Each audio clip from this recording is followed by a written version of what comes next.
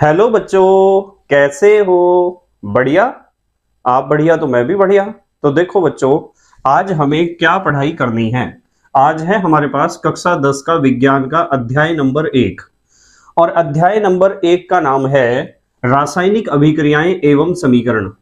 इस वीडियो में हम इस पहले अध्याय को कंप्लीटली पढ़ेंगे। ठीक है, एक ही वीडियो में हमें क्या क्या पढ़ना है। पाठ के सभी टॉपिक, जितने भी टॉपिक हैं सभी डिस्कस करने हैं। सभी एनसीईआरटी के प्रश्न डिस्कस करने हैं।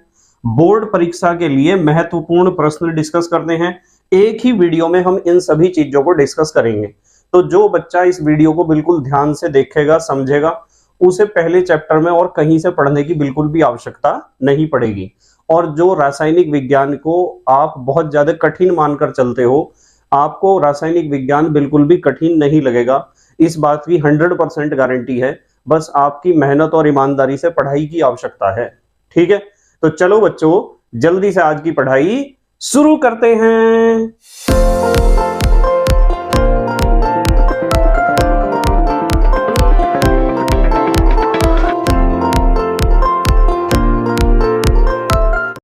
तो बेटे, हमारे चैप्टर का नाम है रासायनिक अभिक्रियाएं एवं समीकरण। और इस चैप्टर को समझने से पहले आपको पता होना चाहिए कि अभिक्रियाएं क्या होती हैं। तो सबसे पहले हम समझेंगे अभिक्रिया, और सब बच्चे बिल्कुल ध्यान से समझेंगे, बिल्कुल ध्यान से। अभिक्रिया, और अभिक्रिया को आप इंग्लिश में कह सकते हो रिएक्शन। तो हमारी सबसे पहली हेडिंग है अभिक्रिया या रिएक्शन। अभिक्रिया या रिएक्शन का क्या अर्थ होता है, इसका क्या मतलब है। मान लो आपके पास कोई पदार्थ है, वो पदार्थ चाहे ठोस हो, चाहे द्रव हो, चाहे गैस हो। वो पदार्थ चाहे अणु हो, चाहे परमाणु हो, चाहे आयन हो। उस पदार्थ के संगठन में कोई परिवर्तन हो रहा है, या उसकी संरचना में कोई परिवर्तन हो रहा है, या उसके गुणों में कोई परिवर्तन हो रहा है। तो किसी भी पदार्थ की संरचना, उसके संगठन, उसके गुणों में यदि कोई परिवर्तन होता है, तो ऐसे परिवर्तन को ही हम कहते हैं अभिक्रिया। ठीक है, तो हम परिभाषा क्या लिखेंगे? हम परिभाषा लिखेंगे किसी पदार्थ के संगठन। संगठन का मतलब वो किन किन चीजों से मिलकर बना है, उसे कहते हैं संगठन। कौमा संरचना। संरचना का मतलब उसकी बनावट कैसी है। किसी पदार्थ के संगठन, संरचना तथा गुणों में होने वाले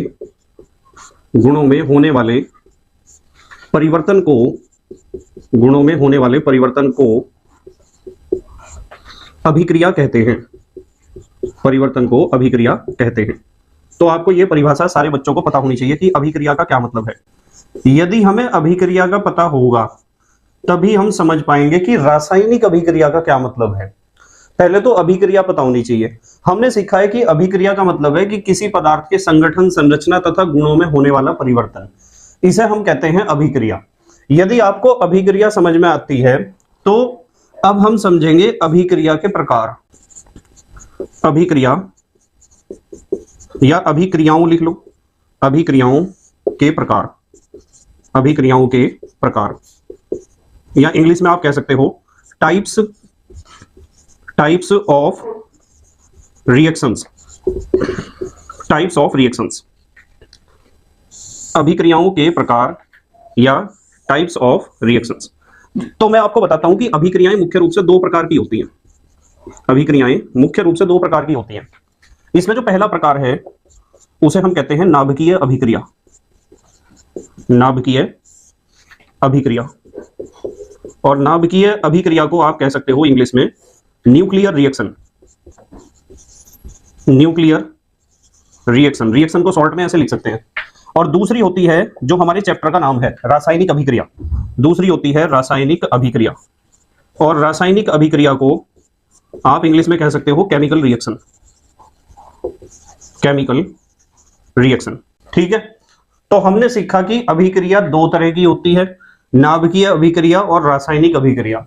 अब अगला सवाल हमारे दिमाग में आता है कि सर, नाभिकीय अभिक्रिया क्या है, यानी कौन सी अभिक्रियाएं नाभिकीय अभिक्रियाएं होती हैं और कौन सी अभिक्रियाएं रासायनिक अभिक्रियाएं होती हैं। ठीक है, चलो समझते हैं।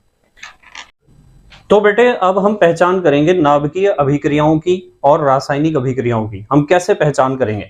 देखो, नाम है नाभिकीय अभिक्रियाएं। पहचान करने का तरीका यह है कि जिन अभिक्रियाओं में परमाणु के नाभिक हिस्सा लेते हैं उन अभिक्रियाओं को हम कहते हैं नाभिकीय अभिक्रिया, और जिन अभिक्रियाओं में परमाणु की बाहरी कक्षा के इलेक्ट्रॉन हिस्सा लेते हैं उन अभिक्रियाओं को हम कहते हैं रासायनिक अभिक्रिया।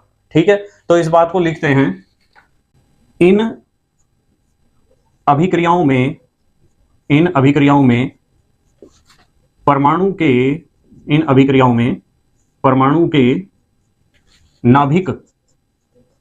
नाभिक भाग लेते हैं। इन अभिक्रियाओं में परमाणु के नाभिक भाग लेते हैं। तो जिन अभिक्रियाओं में परमाणु के नाभिक भाग लेते हैं उन अभिक्रियाओं को हम कहते हैं नाभिकीय अभिक्रिया। एग्जाम्पल में हम समझेंगे।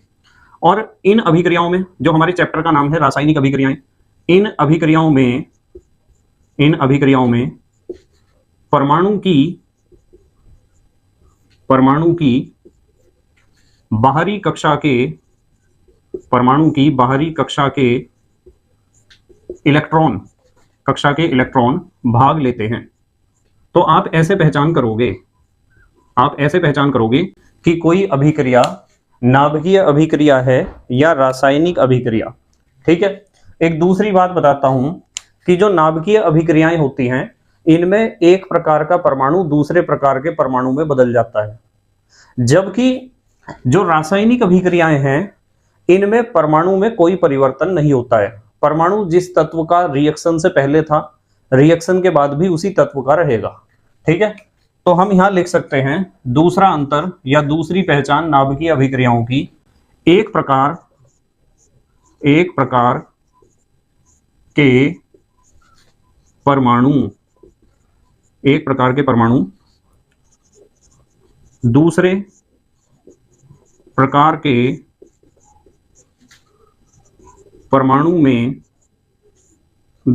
के परमाणु में बदल जाते हैं। कैसे बदल जाते हैं, इस बात को हम एग्जाम्पल में ही डिस्कस करेंगे कि कैसे बदल जाते हैं। ठीक है, जबकि यदि यहां बात करें तो परमाणु के रूप में कोई परिवर्तन नहीं होता है रासायनिक अभिक्रियाओं में। तो हम यहां लिखेंगे परमाणु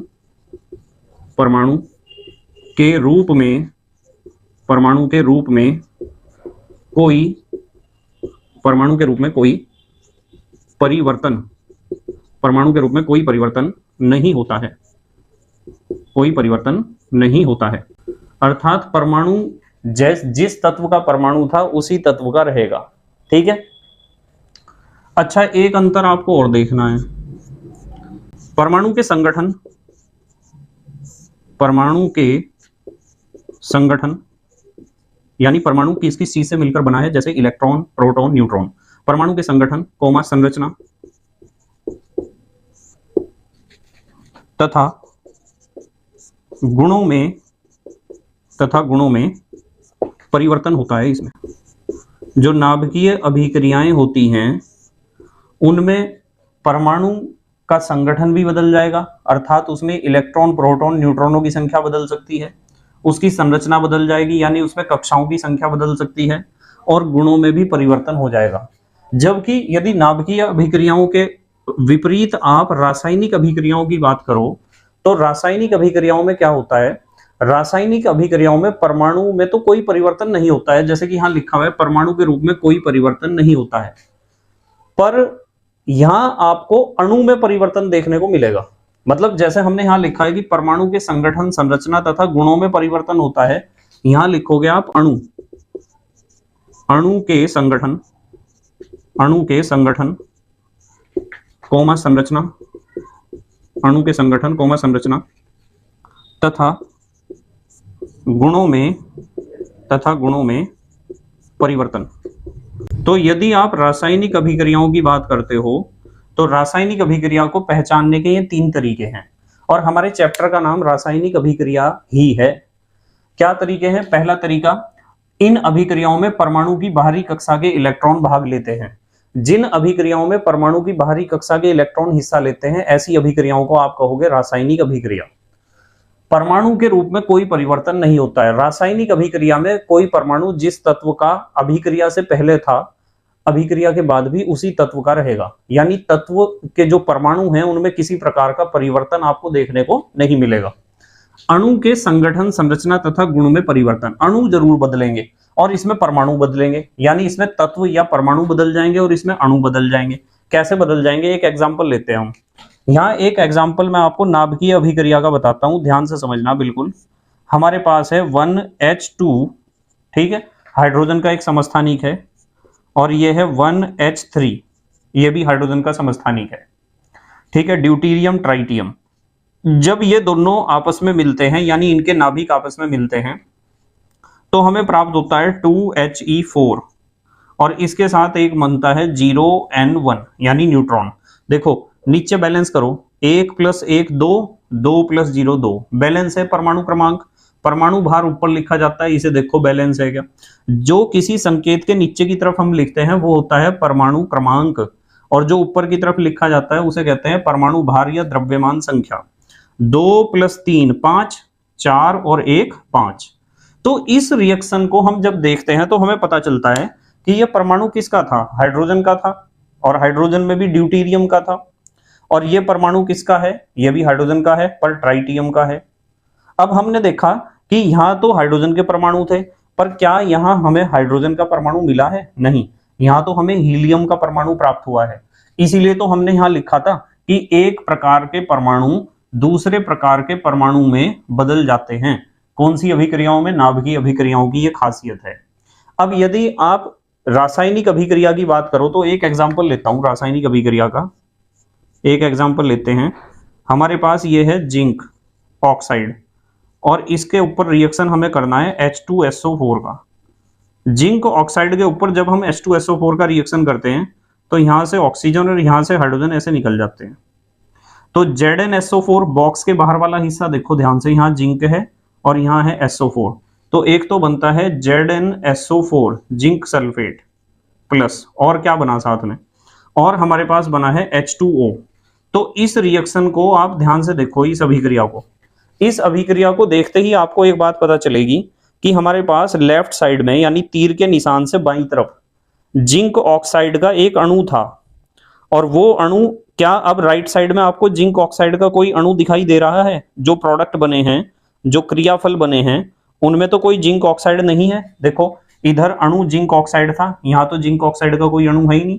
इधर तो H2SO4 का अणु था सल्फ्यूरिक अम्ल का, इधर तो H2SO4 का कोई अणु है नहीं। तो अणु के संगठन में परिवर्तन हुआ, अणु बदले हैं। यहाँ क्या बदले हैं, परमाणु। नाभिकीय अभिक्रियाओं में परमाणु अपना रूप बदल लेते हैं, नए तत्वों के परमाणु हमें प्राप्त होते हैं, जबकि रासायनिक अभिक्रियाओं में अणु नए प्राप्त होते हैं। देखो जिंक ऑक्साइड का अणु था, इधर है नहीं, नया मिला हमें अणु।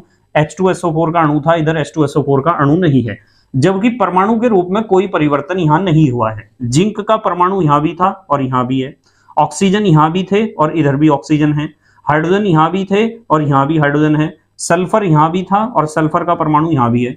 तो परमाणु के रूप में तो कोई परिवर्तन नहीं होता है रासायनिक अभिक्रियाओं में, बल्कि अणु के रूप में परिवर्तन होता है। ठीक है, अब देखो यहां कुछ बच्चों के दिमाग में एक क्वेश्चन ये आता है कि सर यहां तो आपने लिखा है परमाणु के संगठन, संरचना तथा गुणों में परिवर्तन हुआ है, और यहां आपने लिखा है अणु के संगठन, संरचना तथा गुणों में परिवर्तन हुआ है। तो आपको एक बात यह ध्यान रखनी है कि बेटे परमाणु भी एक पदार्थ है, यह बात मैंने स्टार्टिंग में आपको समझाई थी, और अणु भी एक पदार्थ है। यदि कोई भी क्रिया आपको ऐसी नजर आती है जिसमें पदार्थ के गुणों में, संगठन में, संरचना में परिवर्तन होता है, तो ऐसी क्रिया को या ऐसे परिवर्तन को ही हम कहते हैं अभिक्रिया या रिएक्शन। और मैंने आपको बताया था कि अभिक्रिया दो प्रकार की होती है, नाभिकीय अभिक्रिया और रासायनिक अभिक्रिया। इसमें आपको पता चला कि नाभिकीय अभिक्रिया तो नाभिकों द्वारा होगी, परमाणु के नाभिक आपस में जुड़ेंगे या टूट जाएगा नाभिक। यहां दो परमाणुओं के नाभिक आपस में जुड़ रहे हैं। आपकी नॉलेज के लिए मैं एक बात बताना चाहता हूं कि ये रिएक्शन जो लिखी है, ये रिएक्शन में दो हल्के परमाणु के नाभिक आपस में जुड़ते हैं, और इस अभिक्रिया को हम कहते हैं, इस नाभिकीय अभिक्रिया को हम कहते हैं नाभिकीय संलयन। ठीक है, नाभिकीय संलयन। और ये सूर्य के अंदर यही रिएक्शन होती है, या हाइड्रोजन बम में यही रिएक्शन होती है। हाइड्रोजन के दो हल्के नाभिक आपस में मिलकर हीलियम का एक भारी नाभिक बनाते हैं। तो ये जो रिएक्शन है, ये सूर्य के अंदर, सन के अंदर, हमारे सूरज के अंदर यही रिएक्शन होती है। इसके जैसी और भी बहुत सारी रिएक्शंस होती हैं, पर उनका ही एक हिस्सा है ये रिएक्शन, ठीक है। तो मतलब कहने की बात यह है कि परमाणु भी एक पदार्थ है, अणु भी एक पदार्थ है। यदि परमाणु के संगठन, संरचना तथा गुणों में परिवर्तन हुआ उसे भी आप अभिक्रिया कहोगे, और यदि अणु की संगठन, संरचना तथा गुणों में परिवर्तन हुआ तो उसे भी अभिक्रिया कहोगे। पर यदि परमाणु में परिवर्तन होता है तो नाभिकीय अभिक्रिया कहोगे, और अणु में परिवर्तन होता है तो रासायनिक अभिक्रिया कहोगे। यहां मैं आपको एक नोट लिखवाता हूं, एक हेडिंग लिख लो, नोट।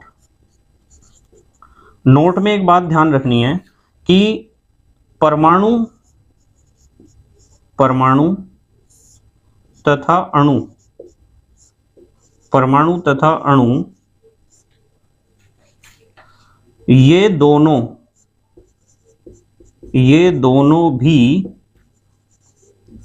भी क्या हैं? पदार्थ का ही रूप हैं, पदार्थ का ही रूप हैं या होते हैं। मतलब पदार्थ के रूप में जब परिवर्तन होता है तो ऐसे परिवर्तन को ही आपने कहा था अभिक्रिया। तो ये पदार्थ का ही रूप है, ठीक है। जल्दी से पोज करके लिखो, आप लिख लिया बेटे? ठीक है। अब हम डिस्कस करेंगे बेटे कि ये जो रासायनिक अभिक्रियाएं होती हैं, रासायनिक अभिक्रियाएं क्यों होती हैं, क्या कारण है इनका होने का। कभी कभी एग्जाम में क्वेश्चन पूछ लिया जाता है कि रासायनिक अभिक्रियाएं क्यों होती हैं। ये हमारी हेडिंग है कि रासायनिक अभिक्रियाएं क्यों होती हैं। चलो इसके बारे में बात करेंगे। मान लो आपके पास कोई भी रासायनिक अभिक्रिया है, उसमें दो या दो से अधिक पदार्थ आपस में क्रिया कर रहे होंगे, और क्रिया करने से एक प्रोडक्ट बन रहा होगा, एक क्रियाफल बन रहा होगा, या दो क्रियाफल बन रहे होंगे, या क्रियाफल को आप उत्पाद भी कह सकते हो। जैसे एक छोटा सा एग्जाम्पल हम लगाते हैं। मान लो हमारे पास एक पदार्थ A है और उस पदार्थ A ने पदार्थ B के साथ अभिक्रिया करी, और अभिक्रिया करने से C और D हमारे पास उत्पाद के रूप में प्राप्त हुए। तो इनकी कुछ ऊर्जा होगी, टोटल एनर्जी मान लो इनकी E1 है, और इनकी कुल ऊर्जा, उत्पाद जो है उनकी ऊर्जा है मान लो E2। और मैं जब E1 और E2 का कंपैरिजन करता हूं तो मुझे पता चलता है कि E1 is greater than E2, यानी इनकी कुल ऊर्जा ज्यादा है जिन्होंने आपस में क्रिया की है, और इनकी कुल ऊर्जा कम है जो उत्पाद के रूप में या प्रोडक्ट के रूप में या क्रियाफल के रूप में हमें प्राप्त हुए हैं। जैसे मैं कहूं कि मान लो इनकी कुल ऊर्जा थी 50 जूल और इनकी कुल ऊर्जा है 30 जूल। अब देखो ध्यान से जरा, यदि आपको ऐसी स्थिति देखने को मिलती है कि हमारे जो अभिकारक हैं उनकी ऊर्जा कम है, उनकी ऊर्जा ज्यादा है और उत्पादों की ऊर्जा कम है, तो पक्की बात है रिएक्शन जरूर होगा। ऐसी स्थिति में रिएक्शन जरूर होता है। अब सवाल ये खड़ा होता है कि सर क्यों? मतलब आप कह रहे हैं कि इनकी ऊर्जा ज्यादा है, इनकी कम है, तो रिएक्शन जरूर होगा। रिएक्शन इसलिए होगा क्योंकि जब ऊर्जा घटेगी ना, यहां से ऊर्जा क्या हो रही है? घट रही है। तो किसी भी वस्तु की या किसी भी पदार्थ की इस दुनिया में ऊर्जा जितनी कम होती है वो उतना ही ज्यादा स्थायी होता है, उतना ही ज्यादा स्टेबल। जिसकी ऊर्जा ज्यादा होगी ना वो बेचैन होगा बहुत बुरे तरीके से। जिस भी व्यक्ति, वस्तु अथवा किसी भी चीज में, मशीन में, जिसमें जितनी ज्यादा ऊर्जा होगी वो उतना ही ज्यादा बेचैन होगा। और बेचैन को हम विज्ञान की भाषा में कहते हैं अस्थायी, अनस्टेबल। और ये प्रकृति का नियम है कि प्रकृति में प्रत्येक वस्तु चाहती है स्थायी होना, स्टेबल होना। जैसे आप पढ़ाई क्यों कर रहे हो? क्योंकि आप पढ़ लिख कर एक अच्छी जॉब या अच्छा बिजनेस स्टार्ट करना चाहते हो, एक अच्छा आदमी बनना चाहते हो, आप अपने आप को स्थायी करना चाहते हो। हर एक वस्तु इस दुनिया में, हर एक वस्तु में प्रतियोगिता है, होड़ लगी हुई है स्थायी होने की, स्टेबल होने की। इसी तरीके से जो हमारे ये निर्जीव पदार्थ हैं, ए और बी जो भी हैं, ये भी अपने आप को स्थायी रूप में कन्वर्ट करना चाहते हैं। तो यदि क्रिया कारकों की ऊर्जा ज्यादा है और क्रियाफलों की ऊर्जा कम है तो ऊर्जा घटेगी, और जिस वस्तु की ऊर्जा जितनी कम है वो उतना ही ज्यादा स्थायी होगा। जैसे मैं आपको एग्जांपल बताता हूं, आपके स्कूटर में जब तक रासायनिक ऊर्जा है, मींस पेट्रोल है, तो जब तक वो काम करेगा वो चैन से खड़ा नहीं होगा, आप उसे चलाते रहोगे जब तक उसमें पेट्रोल है, यानी उसमें रासायनिक ऊर्जा जब तक है। और जब उसमें रासायनिक ऊर्जा खत्म हो जाएगी तो फिर आप उसे स्टैंड पे खड़ा कर दोगे, पक्की बात है ना? पक्की बात। तो इसका मतलब जब तक स्कूटर में रासायनिक ऊर्जा थी जब तक उसने कार्य किया, और जब उसमें रासायनिक ऊर्जा खत्म हो जाएगी या हो गई तो स्कूटर ने कार्य करना बंद कर दिया, वो स्थायी हो गया। एक छोटे से बच्चे को जब आप देखोगे ना, तो छोटे से बच्चे में बहुत ज्यादा ऊर्जा होती है। फॉर एग्जाम्पल LKG या UKG का बच्चा, उसमें बहुत ज्यादा ऊर्जा होगी। आप LKG या UKG वाली क्लास में जब घुसोगे तो बच्चे शोर मचा रहे होंगे, उन्हें आप चुप बिठाना बहुत मुश्किल होगा आपके लिए, क्योंकि उनके अंदर ऊर्जा बहुत ज्यादा है। एक छोटे से बच्चों को, किसी भी छोटे से बच्चों को, कोई भी बच्चा है आपके पास छोटा, उसे जो है एक चूंटी काट लो आप इस तरीके से, तो वो आपके पीछे पीछे भाग लेगा। जब तक वो आपके नहीं मारेगा वो बदला नहीं लेगा, चैन से बैठने वाला नहीं है, क्योंकि वो छोटा है, उसके अंदर ऊर्जा बहुत ज्यादा है। और एक 80 या 90 साल का कोई बूढ़ा आदमी है और वो अपनी चारपाई पे या बेड पे लेटा हुआ है, उसे जाके चूंटी काट लो आप, क्या वो आपके पीछे भाग जाएगा? 90 साल का आदमी नहीं भाग सकता बिल्कुल भी। क्यों नहीं भागने का? क्योंकि उसकी ऊर्जा ही बहुत कम है, वो स्थायी है। तो जिस वस्तु में, इन सारे उदाहरणों से एक ही निष्कर्ष निकलता है कि जिस वस्तु में जितनी ज्यादा ऊर्जा है वो उतनी ज्यादा बेचैन है, या यूं कहो कम स्थायी है, अनस्टेबल है। और जिसमें जितनी ज्यादा ऊर्जा होगी वो अनस्टेबल होगा, जितनी कम ऊर्जा होगी वो उतना ही स्टेबल होगा। और हर एक चीज चाहती है स्थायी होना, स्टेबल होना, यानी अपनी ऊर्जा को घटाना चाहती है। तो यदि ऐसी स्थिति आपको मिलती है, यानी अभिकारकों की ऊर्जा ज्यादा होती है उत्पादों की ऊर्जा से, ठीक है, तो रिएक्शन जरूर होगा, क्योंकि रिएक्शन होने से स्थायित्व प्राप्त होगा। क्या प्राप्त होगा? स्थायित्व। ठीक है, तो यहां हम लिख सकते हैं, यहां से लिखते हैं, चलो, यदि अभिकारकों की ऊर्जा, यदि अभिकारकों की ऊर्जा, अभिकारक उन्हें कहते हैं जो आपस में अभिक्रिया करते हो, रिएक्शन करते हो, यदि अभिकारकों की ऊर्जा अधिक होती है उत्पादों की ऊर्जा से, उत्पाद माने प्रोडक्ट जो बने, ये उत्पादों की ऊर्जा, देखो यहां क्या लिखा हुआ है, यहां लिखा हुआ है कि यदि अभिकारकों की ऊर्जा ज्यादा होगी उत्पादों की ऊर्जा से, तो अभिक्रिया स्थायित्व, स्थायित्व मानी स्टेबिलिटी, अभिक्रिया स्थायित्व प्राप्त करने के लिए,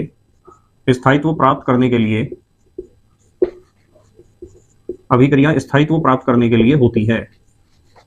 ठीक है, यह बात आपको ध्यान रखनी है कि किसी भी केमिकल रिएक्शन का होने का रीजन यही है कि जो आपके रिएक्टेंट्स हैं वे स्थायी होना चाहते हैं, अभिकारक स्थायी होना चाहते हैं, अपना एनर्जी लेवल घटाना चाहते हैं। इसका कारण यह होता है कि जो स्थायित्व होता है ना, स्थायित्व, स्टेबिलिटी, स्थायित्व व्युत्क्रमानुपाती होता है ऊर्जा के। देखो 1 ऊर्जा लिखा है, ये व्युत्क्रमानुपाती संबंध है दोनों में। अब आप कहोगे कि सर व्युत्क्रमानुपाती संबंध का क्या मतलब है यहाँ? इसका मतलब यह है कि ऊर्जा ज्यादा होगी तो स्थायित्व कम होगा।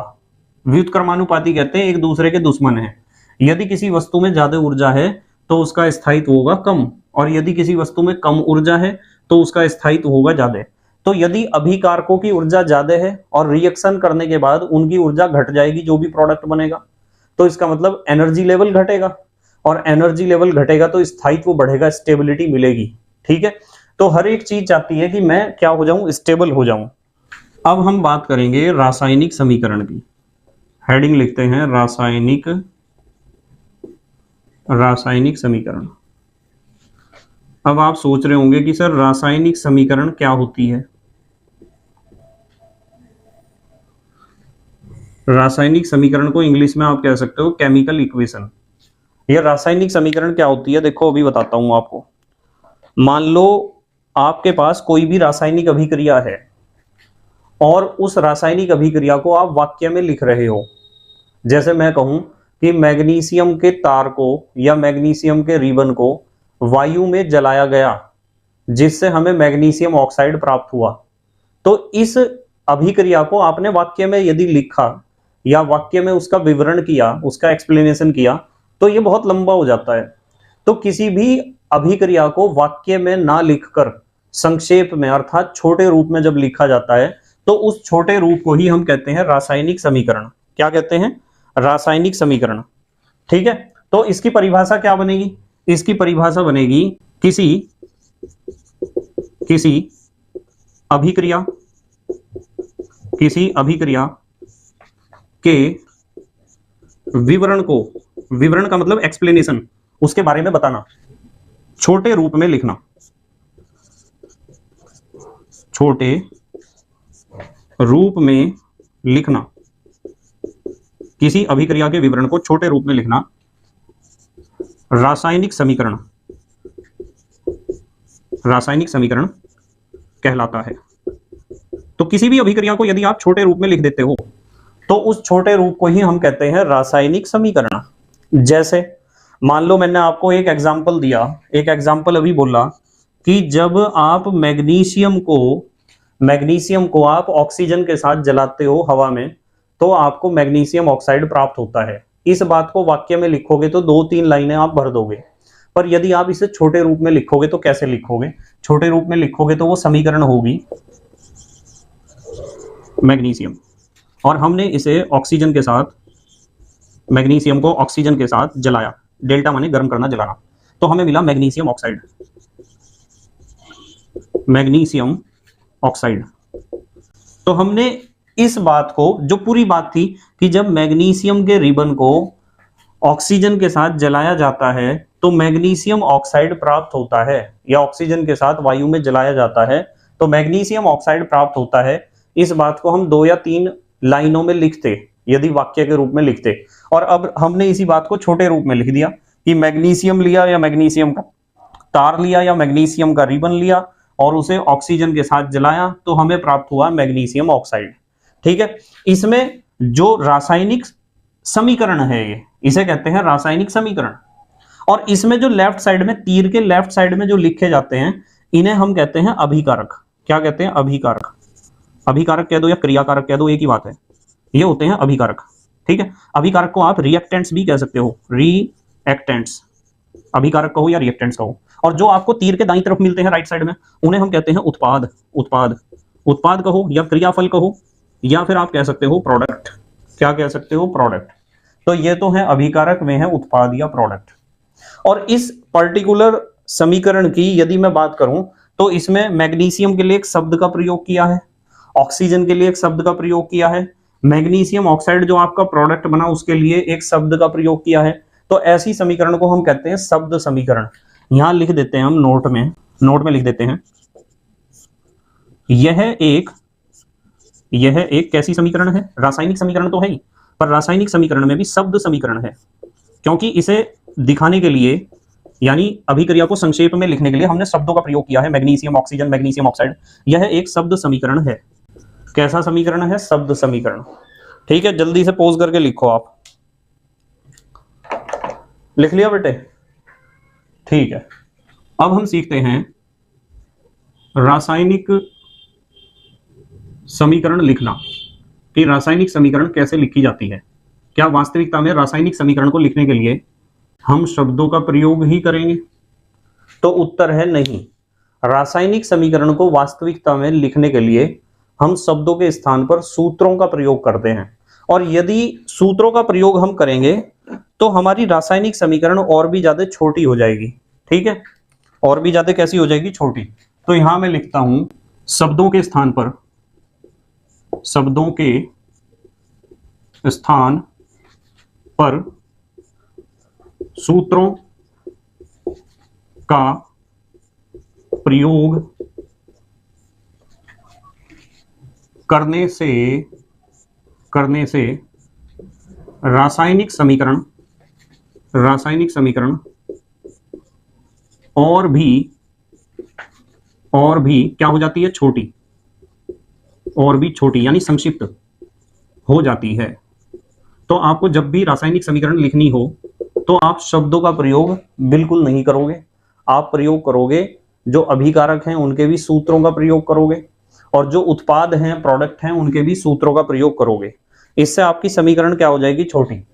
जैसे हम यहां एक एग्जाम्पल ले सकते हैं, अपना मैग्नीशियम वाला ही। यदि मैं वाक्य के रूप में लिखता हूं तो कैसे लिखूंगा कि मैग्नीशियम के रिबन को या मैग्नीशियम के तार को ऑक्सीजन के साथ वायु की उपस्थिति में जलाने पर हमें मैग्नीशियम ऑक्साइड प्राप्त होता है। यह तो हमने अभिक्रिया को लिख दिया वाक्य के रूप में। और यदि अभिक्रिया को हम लिखते हैं शब्द समीकरण के रूप में, जैसा कि अभी हमने डिस्कस किया है, तो हम कैसे लिखेंगे? यहां लिखेंगे मैग्नीशियम प्लस, यहां लिखेंगे ऑक्सीजन इज इक्वल टू, तीर का निशान लगाएंगे, यहां लिखेंगे मैग्नीशियम ऑक्साइड। यानी हम मैग्नीशियम को भी शब्द के रूप में लिखेंगे, ऑक्सीजन का भी शब्द लिखेंगे स्पेलिंग वाला, और मैग्नीशियम ऑक्साइड का भी शब्द लिखेंगे। पर यदि हम शब्दों के स्थान पर जो हमारे अभिकारक हैं, जो तीर के बाईं तरफ लिखे जाते हैं, उनके हम सूत्र प्रयोग करें, जैसे मैग्नीशियम का सूत्र क्या होता है, मैग्नीशियम का सूत्र या संकेत होता है Mg, ऑक्सीजन का क्या होता है O2, और इज इक्वल टू, इसके ऊपर हमने डेल्टा का निशान लगा दिया, गर्म किया, और यहां लिख दिया हमने मैग्नीशियम ऑक्साइड का भी सूत्र। तो यदि आप अभिकारकों के भी सूत्र लिख देते हो और उत्पाद का भी सूत्र लिख देते हो, तो यही वास्तविक तरीका होता है रासायनिक समीकरण को लिखने का। तो केमिकल इक्वेशन को आपको ऐसे ही लिखना है कि अभिकारकों के भी सूत्र लिखने हैं और उत्पादों के भी सूत्र लिखने हैं। अब इस समीकरण को यदि आप ध्यान से देखोगे तो आपको पता चलेगा मैग्नीशियम का इधर एक परमाणु है तो इधर भी एक है, पर ऑक्सीजन के इधर कितने परमाणु हैं, 2, यहां तो एक है। यानी हमारी ये समीकरण जो है वो असंतुलित है। कैसी है? असंतुलित। ये असंतुलित समीकरण है, ठीक है। और असंतुलित ऐसी समीकरण को जिसमें हमने अभिकारकों के सूत्र लिख दिए हो और उत्पाद का सूत्र लिख दिया हो, और दोनों तरफ तत्वों के परमाणुओं की संख्या बराबर ना करी हो या बैलेंस ना करी हो, तो ऐसी समीकरण को हम कहते हैं ढांचा समीकरण। ढांचा का मतलब स्केलेटन।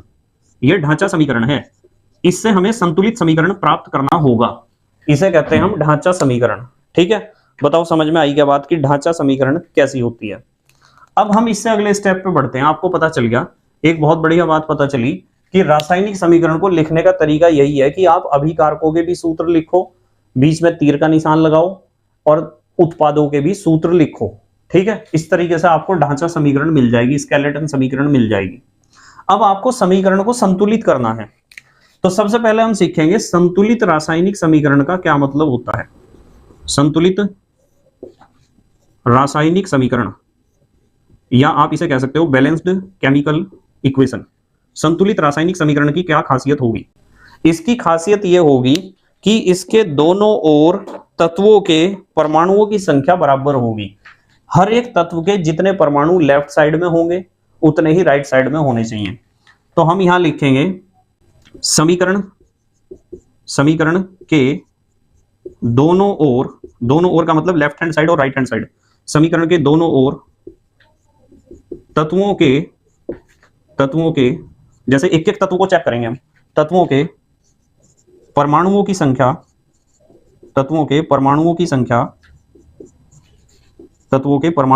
कैसी होती है? बराबर होती है, या होनी चाहिए, ऐसे भी लिख सकते हो आप। यदि कोई आपसे पूछता है कि संतुलित रासायनिक समीकरण किसे कहते हैं, तो आपका जवाब यह होना चाहिए कि यह है संतुलित रासायनिक समीकरण, जिसमें प्रत्येक तत्व के परमाणुओं की संख्या लेफ्ट हैंड साइड में जितनी है उतनी ही राइट हैंड साइड में हो। जैसे एग्जाम्पल इसी का ही लगाते हैं हम, जैसे हमारे पास है मैग्नीशियम, और मैग्नीशियम का तार है या रिबन है, इसका रिएक्शन हमने करा ऑक्सीजन के साथ, यानी ऑक्सीजन के साथ इसे जलाया तो हमें प्राप्त हुआ मैग्नीशियम ऑक्साइड MgO। अब ये तो संतुलित नहीं है। संतुलित करने के लिए आपको देखना होता है कि कौन सा तत्व का परमाणु ज्यादा संख्या में है। मैग्नीशियम एक है, ऑक्सीजन 2 है, यहां 1 है, तो ऑक्सीजन की संख्या सबसे ज्यादा दिखाई दे रही है। तो आपको बैलेंस करने के लिए इस रूल को फॉलो करना होगा कि जिस तत्व के परमाणुओं की संख्या आपको सबसे ज्यादा नजर आती है उसे बैलेंस करो। ऑक्सीजन 2 है तो यहां आप 2 लिख दो, तो यहां भी 2 ऑक्सीजन हो गए। अब जो बाकी तत्व बचे हैं उन्हें संतुलित करो। यहां मैग्नीशियम 2 है, यहां 1 है, तो यहां 2 लिख दो। 2Mg + O2 = 2MgO। मैग्नीशियम 2 परमाणु, यहां भी मैग्नीशियम के 2 परमाणु, ऑक्सीजन के 2 परमाणु, यहां भी 2 ही परमाणु हैं ऑक्सीजन के।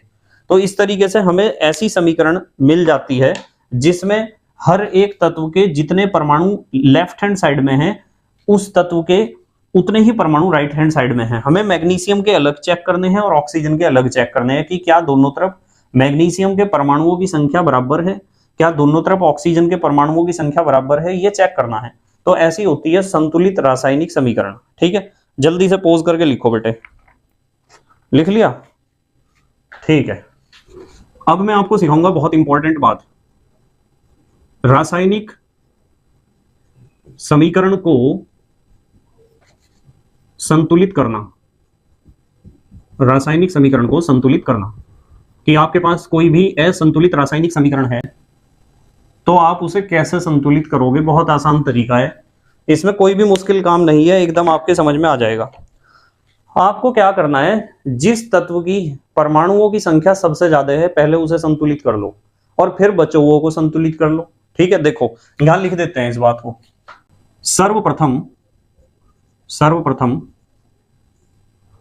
अधिकतम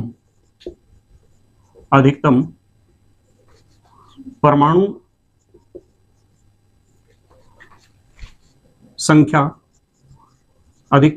संख्या वाले तत्व को संतुलित करते हैं।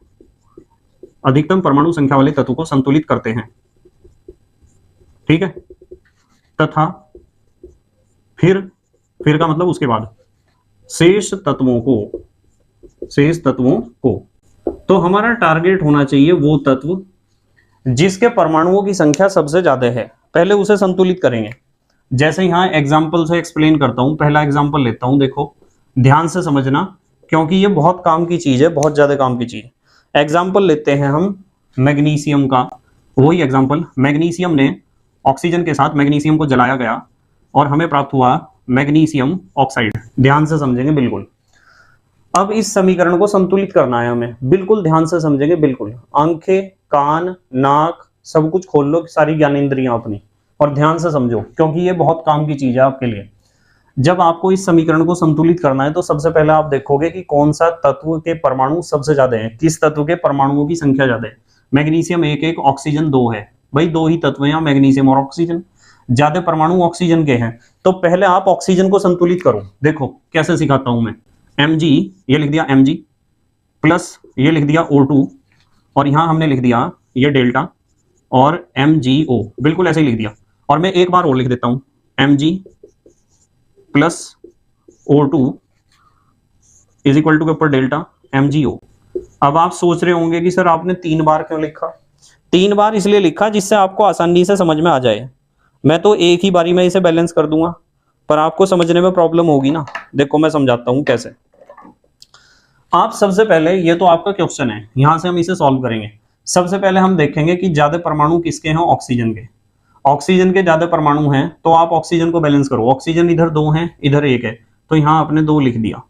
ठीक है, तो ये 2 ऑक्सीजन जो आपने लिखा ये तो लिख दिया हमने पहले से, चलो यहां लिख देता हूं इसे।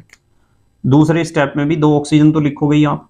अब आप देखोगे कि जब यहां 2 ऑक्सीजन हो गए और यहां भी 2 ऑक्सीजन हो गए, तो जो ज्यादा संख्या वाला था, चलो इसे यहां से मिटा देता हूं। अभी आपने देखा कि यहां मैग्नीशियम और ऑक्सीजन में किसके परमाणु ज्यादा हैं, आपने देखे ऑक्सीजन के ज्यादा हैं, तो जिसके परमाणु ज्यादा हैं उसे बैलेंस करो। ऑक्सीजन को बैलेंस करने के लिए आपने देखा इधर 2 हैं, इधर ऑक्सीजन का 1 है, तो आपने यहां 2 लिख दिया। अब यहां भी 2 ही ऑक्सीजन है और यहां भी 2 ही ऑक्सीजन है। अब आप देखोगे कि ऑक्सीजन के अलावा कौन सा तत्व है, दूसरा तत्व है मैग्नीशियम। यहां 2 हैं और यहां 1 है, तो आप यहां क्या लिखोगे, यहां लिखोगे 2, ये लिख दिया 2 मैग्नीशियम 2, और यहां आपने पहले ही 2 लिख दिया था, ये 2 पुराने वाला है। तो ये हमें 2 स्टेप में हमने बैलेंस करा, इसलिए मैंने 2 बार नीचे समीकरण को लिखा है। पहले स्टेप में हमने किसे बैलेंस करा, ऑक्सीजन को, यहां 2 लिख के। दूसरे स्टेप में हमने किसे बैलेंस करा, मैग्नीशियम को, यहां तो 2 थे ही, यहां 2 लिख के। अब देखो 2 मैग्नीशियम है, 2 मैग्नीशियम है, 2 ऑक्सीजन परमाणु है, 2 ही ऑक्सीजन परमाणु है। तो ये हमारे पास पूर्ण रूप से संतुलित समीकरण हमें प्राप्त हो चुकी है। ठीक है, अच्छा एक एग्जांपल और लेता हूं मैं, चलो इस एग्जांपल से समझेंगे। एग्जांपल नंबर 2, ध्यान से समझेंगे दूसरे एग्जांपल को। सब हमारे पास है PbNO3 का होल ट्वाइस, PbNO3 का होल ट्वाइस लेड नाइट्रेट, ये टूट रहा है PbO में, लेड ऑक्साइड में, और लेड ऑक्साइड के अलावा NO2 और O2 में, NO2 और O2 में टूट रहा है। इसे बैलेंस करना है, तो इसे बैलेंस करने के लिए पहला स्टेप देखो, मैं पहले इसे ही लिखता हूं, PbNO3 का whole twice is equal to PbO plus NO2 plus O2। एक स्टेप यहां मैं करूंगा, एक चेंज, PbNO3 का whole twice is equal to PbO plus NO2 plus O2। एक चेंज हम यहां कर देंगे, अगला स्टेप यहां ले लेंगे, और PbNO3 का whole twice is equal to PbO plus NO2 plus O2। एक स्टेप हम यहां ले लेंगे। अब लेते हैं 1 बाई 1 स्टेप, क्या क्या करना है। सबसे पहले हम देखेंगे कि लेड एक है, कम है संख्या, नाइट्रोजन 2 है और यहाँ भी नाइट्रोजन, यहाँ तो एक है, कम है संख्या। ऑक्सीजन देखो 3 दूनी 6, देखो 3 ऑक्सीजन और बाहर होल ट्वाइस हो रहा तो 6 ऑक्सीजन है। यहाँ कितने ऑक्सीजन है? 2, 2 4 और 1 5। तो सबसे ज्यादा कौन से तत्व के परमाणुओं की संख्या है? ऑक्सीजन के।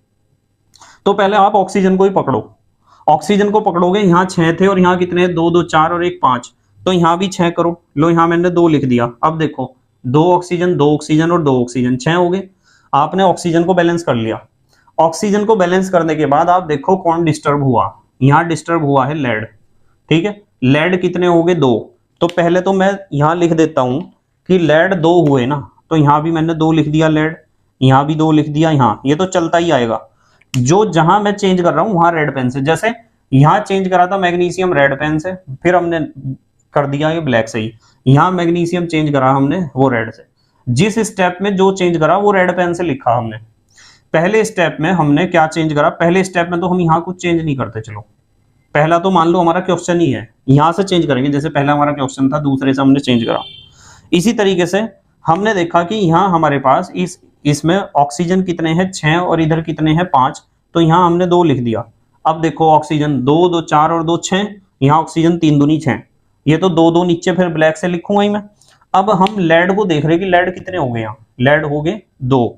तो मैं अगले स्टेप में लेड को बैलेंस करता हूँ यहाँ 2 लिख के। अब देखना ध्यान से, जब लेड को 2 लिख के बैलेंस करा तो 2 तो लेड हो गए, 2 लेड हैं।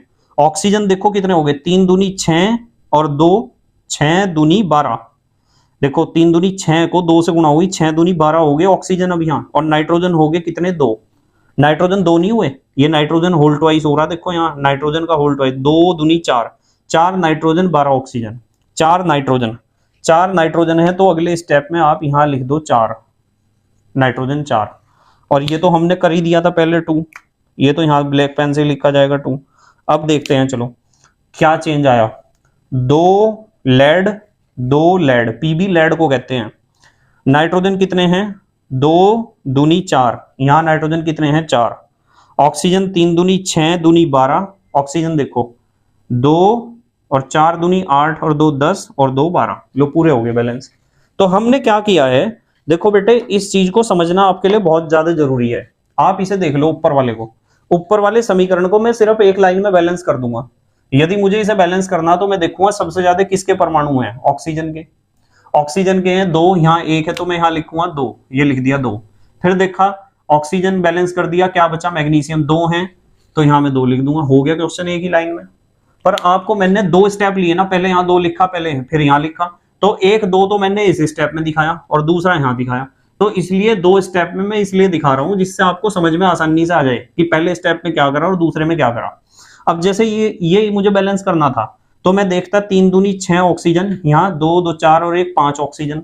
तो मैं क्या करता, यहाँ 2 लिखता, पहले ऑक्सीजन बैलेंस हो गए। फिर लेड को देखता कितने हुए 2, यहाँ 2 लिखता लेड बैलेंस। पर नाइट्रोजन देखता 2 दूनी 4 नाइट्रोजन है तो यहाँ 4 लिखता नाइट्रोजन बैलेंस। ऑक्सीजन कितने हो गए? 3 दूनी 6 दूनी 12 और ये 4 दूनी 8 और 2 10 और 2 ऑक्सीजन ये 12। एक ही लाइन में बैलेंस हो जाती है समीकरण। पर मैं एक लाइन में बैलेंस इसलिए नहीं कर रहा हूं जिससे आपको समझ में आए कि हमने सबसे पहले स्टेप में किसे बैलेंस करा, यहाँ इसे बैलेंस करा ऑक्सीजन को।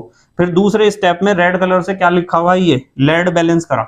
तीसरे स्टेप में आपने बैलेंस करा नाइट्रोजन। इस तरीके से आपको प्रैक्टिस हो जाएगी सही। ठीक है, जल्दी से पोज करके लिखो। एक समीकरण और बैलेंस करवाता हूं आपसे, पोज करके लिखो। लिख लिया बेटे? ठीक है, एक एग्जाम्पल और लेते हैं। चलो एग्जाम्पल नंबर 3, तीसरा एग्जाम्पल, इसे देखते हैं बैलेंस कर पाओगे या नहीं आप। Fe plus H2O, Fe plus H2O यानी Fe के ऊपर हम जल का रिएक्शन करा रहे हैं या जल वाष्प का। हमें प्राप्त हुआ Fe3O4, Fe3O4 plus H2 hydrogen gas. ये है हमारी समीकरण और ये समीकरण संतुलित नहीं है। इसे संतुलित करना है। एक स्टेप तो पहला मैं आपको यहां समझाऊंगा, पहला स्टेप तो मैं यहां समझाऊंगा, ठीक है।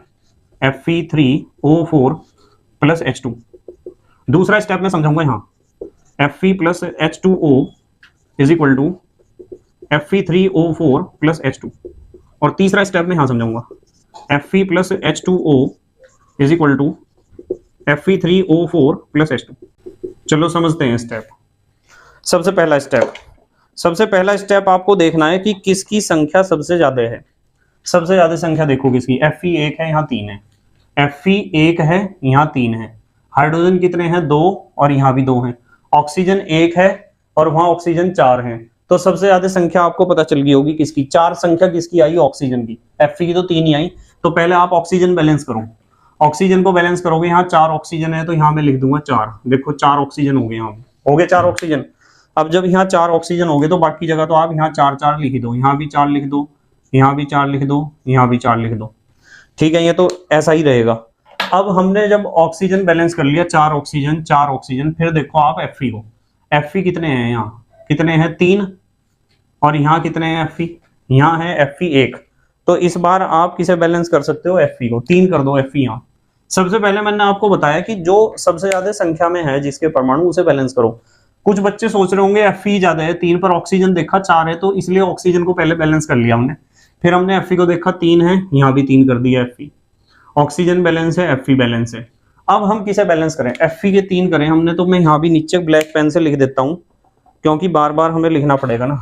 यहाँ भी लिख दिया 3 और यहाँ भी लिख दिया 3। ठीक है। वैसे एक बात बताऊं, यहां से नहीं स्टार्ट करते, ये तो क्वेश्चन है हमारा, ये तो हमारा क्वेश्चन है ना। यहां लिखते हैं 4 और इस 3 को स्टार्ट करते हैं यहां से।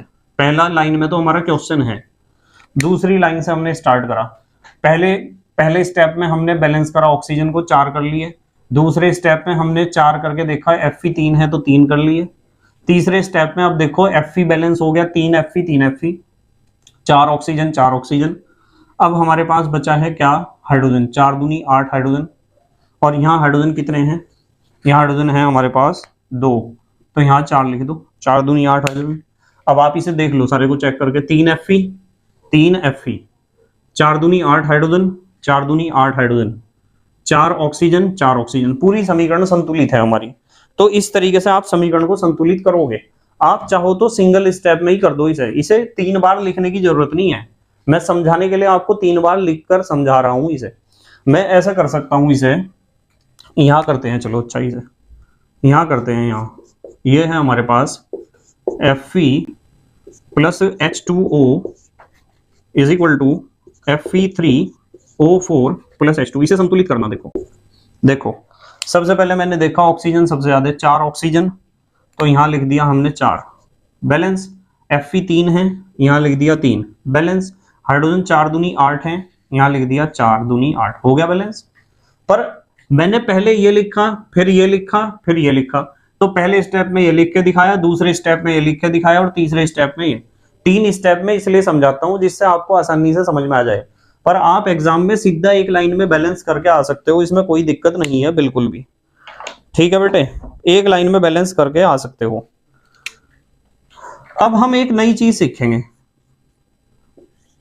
जो रासायनिक अभिक्रिया होती है ना, रासायनिक अभिक्रिया में हम भौतिक अवस्थाओं के संकेत लिख सकते हैं, जैसे कौन ठोस है, कौन द्रव है, कौन गैस है, कौन जलीय विलयन है। कैसे लिखते हैं, देखो ये थोड़ी सी बात मैं आपको बता देता हूं कि केमिकल रिएक्शंस में आप अभिकारकों और उत्पादों की भौतिक अवस्थाओं को कैसे प्रदर्शित कर सकते हो। देखो अभी बताता हूं। मान लो हमारे पास एक रिएक्शन है, सोडियम का रिएक्शन हमने कराया, ये है सोडियम, और इसका रिएक्शन हम करा रहे हैं H2O से, और हमें प्राप्त हो रहा है NaOH, और साथ में हमें प्राप्त हो रही है हाइड्रोजन गैस। ये अब ये हमने अभिकारक लिख दिए और उत्पाद लिख दिए। यदि आप साथ में इनकी भौतिक अवस्थाएं भी लिख दोगे ना, जैसे सोडियम क्या है, सॉलिड, यहाँ ब्रैकेट में S लिख दो, सॉलिड माने ठोस, तो ठोस को ऐसे दिखाते हैं, भौतिक अवस्था ठोस को ऐसे दिखाई जाता है ब्रैकेट में S लिख के। यह हमारे पास जलीय लिक्विड L। अब NaOH का जलीय विलयन बना, तो यहाँ आप एक्वस लिखोगे। NaOH खुद लिक्विड नहीं है, NaOH पानी में घुला हुआ है, तो AQ माने एक्वस माने जलीय, और हाइड्रोजन क्या है, गैस, तो यहाँ G लिखोगे। तो भौतिक अवस्थाओं को आप जो आपने फार्मूला या संकेत या सूत्र लिखा है उसके बराबर में ब्रैकेट लगाओ, ब्रैकेट के अंदर छोटा सा लिख दो कि वो चीज सॉलिड है, लिक्विड है, गैस है, या उसका जलीय विलयन है। NaOH का पानी में विलयन हमें प्राप्त होगा। इस तरीके से हम भौतिक अवस्थाओं को प्रदर्शित करते हैं। ठीक है, जल्दी से पोज करके लिखो। लिख लिया बेटे? ठीक है, तो अब हमें पढ़ना है बेटे रासायनिक अभिक्रियाओं के प्रकार, या आप कह सकते हो टाइप्स ऑफ केमिकल रिएक्शंस। रासायनिक अभिक्रियाएं कितने प्रकार की होती हैं और किस तरीके से हम उन्हें पहचानते हैं, एक एक प्रकार की रासायनिक अभिक्रिया को हम वन बाय वन डिस्कस करेंगे। तो यहां सबसे पहली जो रासायनिक अभिक्रिया हमें डिस्कस करनी है वो होती है संयोजन अभिक्रिया। संयोजन अभिक्रिया, या संयोजन अभिक्रिया को आप कह सकते हो योगात्मक अभिक्रिया। योगात्मक अभिक्रिया, या इसे इंग्लिश में हम कहते हैं एडिशन रिएक्शन। तो सबसे पहले हमें सीखना है कि संयोजन अभिक्रिया क्या होती है, या योगात्मक अभिक्रिया क्या होती है, या एडिशन रिएक्शन का क्या मतलब है। नाम से आपको पता चल रहा है कि संयोजन का मतलब होता है जुड़ना, या योग का मतलब भी जुड़ना ही होता है। मान लो आपके पास दो या दो से अधिक पदार्थ हैं और वो आपस में जुड़ते हैं और किसी नए पदार्थ का निर्माण करते हैं, तो ऐसी अभिक्रिया को आप कहोगे संयोजन अभिक्रिया। ठीक है, तो यहां हम लिखेंगे कि इन अभिक्रियाओं में, इन माने कौन सी, संयोजन अभिक्रियाओं में, इन अभिक्रियाओं में दो या दो से अधिक, इन अभिक्रियाओं में दो या दो से अधिक पदार्थ आपस में जुड़कर, दो या दो से अधिक पदार्थ आपस में जुड़कर किसी नए पदार्थ का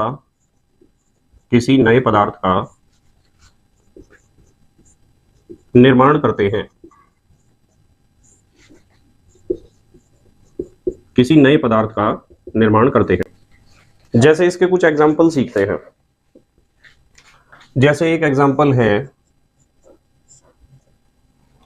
यह है हमारे पास कैल्शियम ऑक्साइड, जिसे आप कहते हो बिना बुझा चूना।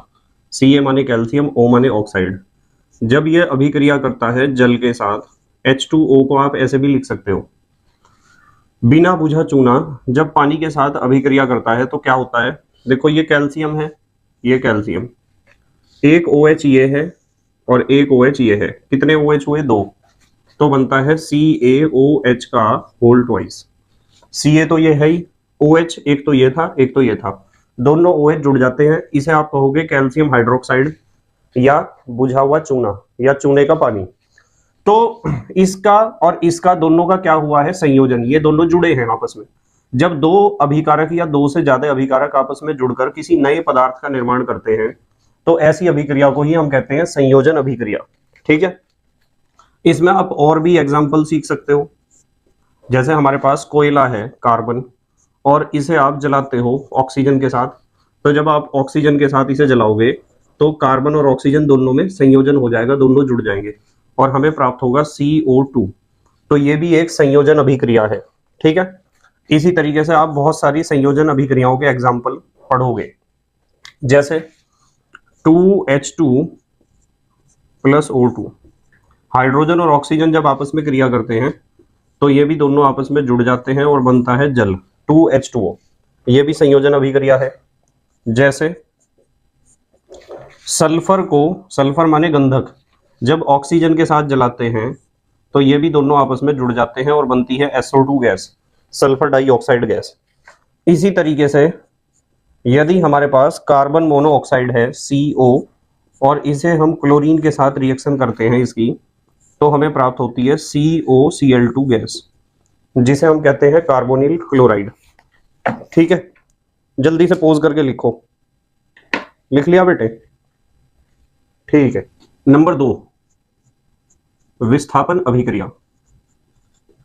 विस्थापन अभिक्रिया, या विस्थापन अभिक्रिया को आप कह सकते हो प्रतिस्थापन अभिक्रिया। प्रतिस्थापन अभिक्रिया, या इसका इंग्लिश में नाम होता है सब्स्टिट्यूशन रिएक्शन। Substitution reaction. अब देखो यहां नाम से ही पता चल रहा है विस्थापन या प्रतिस्थापन। विस्थापन या प्रतिस्थापन का यहां मतलब है कि जब कोई एक पदार्थ की जगह आप स्पीसीज भी कह सकते हो। स्पीसीज का मतलब होता है कोई परमाणु हो या कोई परमाणुओं का समूह हो या कोई आयन हो, तो इन तीनों चीजों को आप कह सकते हो स्पीसीज।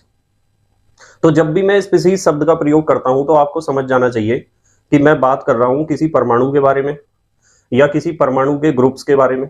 मान लो कोई परमाणु, कई सारे परमाणु इकट्ठे होकर किसी ग्रुप या समूह का निर्माण करते हैं तो उसे भी आप स्पीसीज ही कहते हो।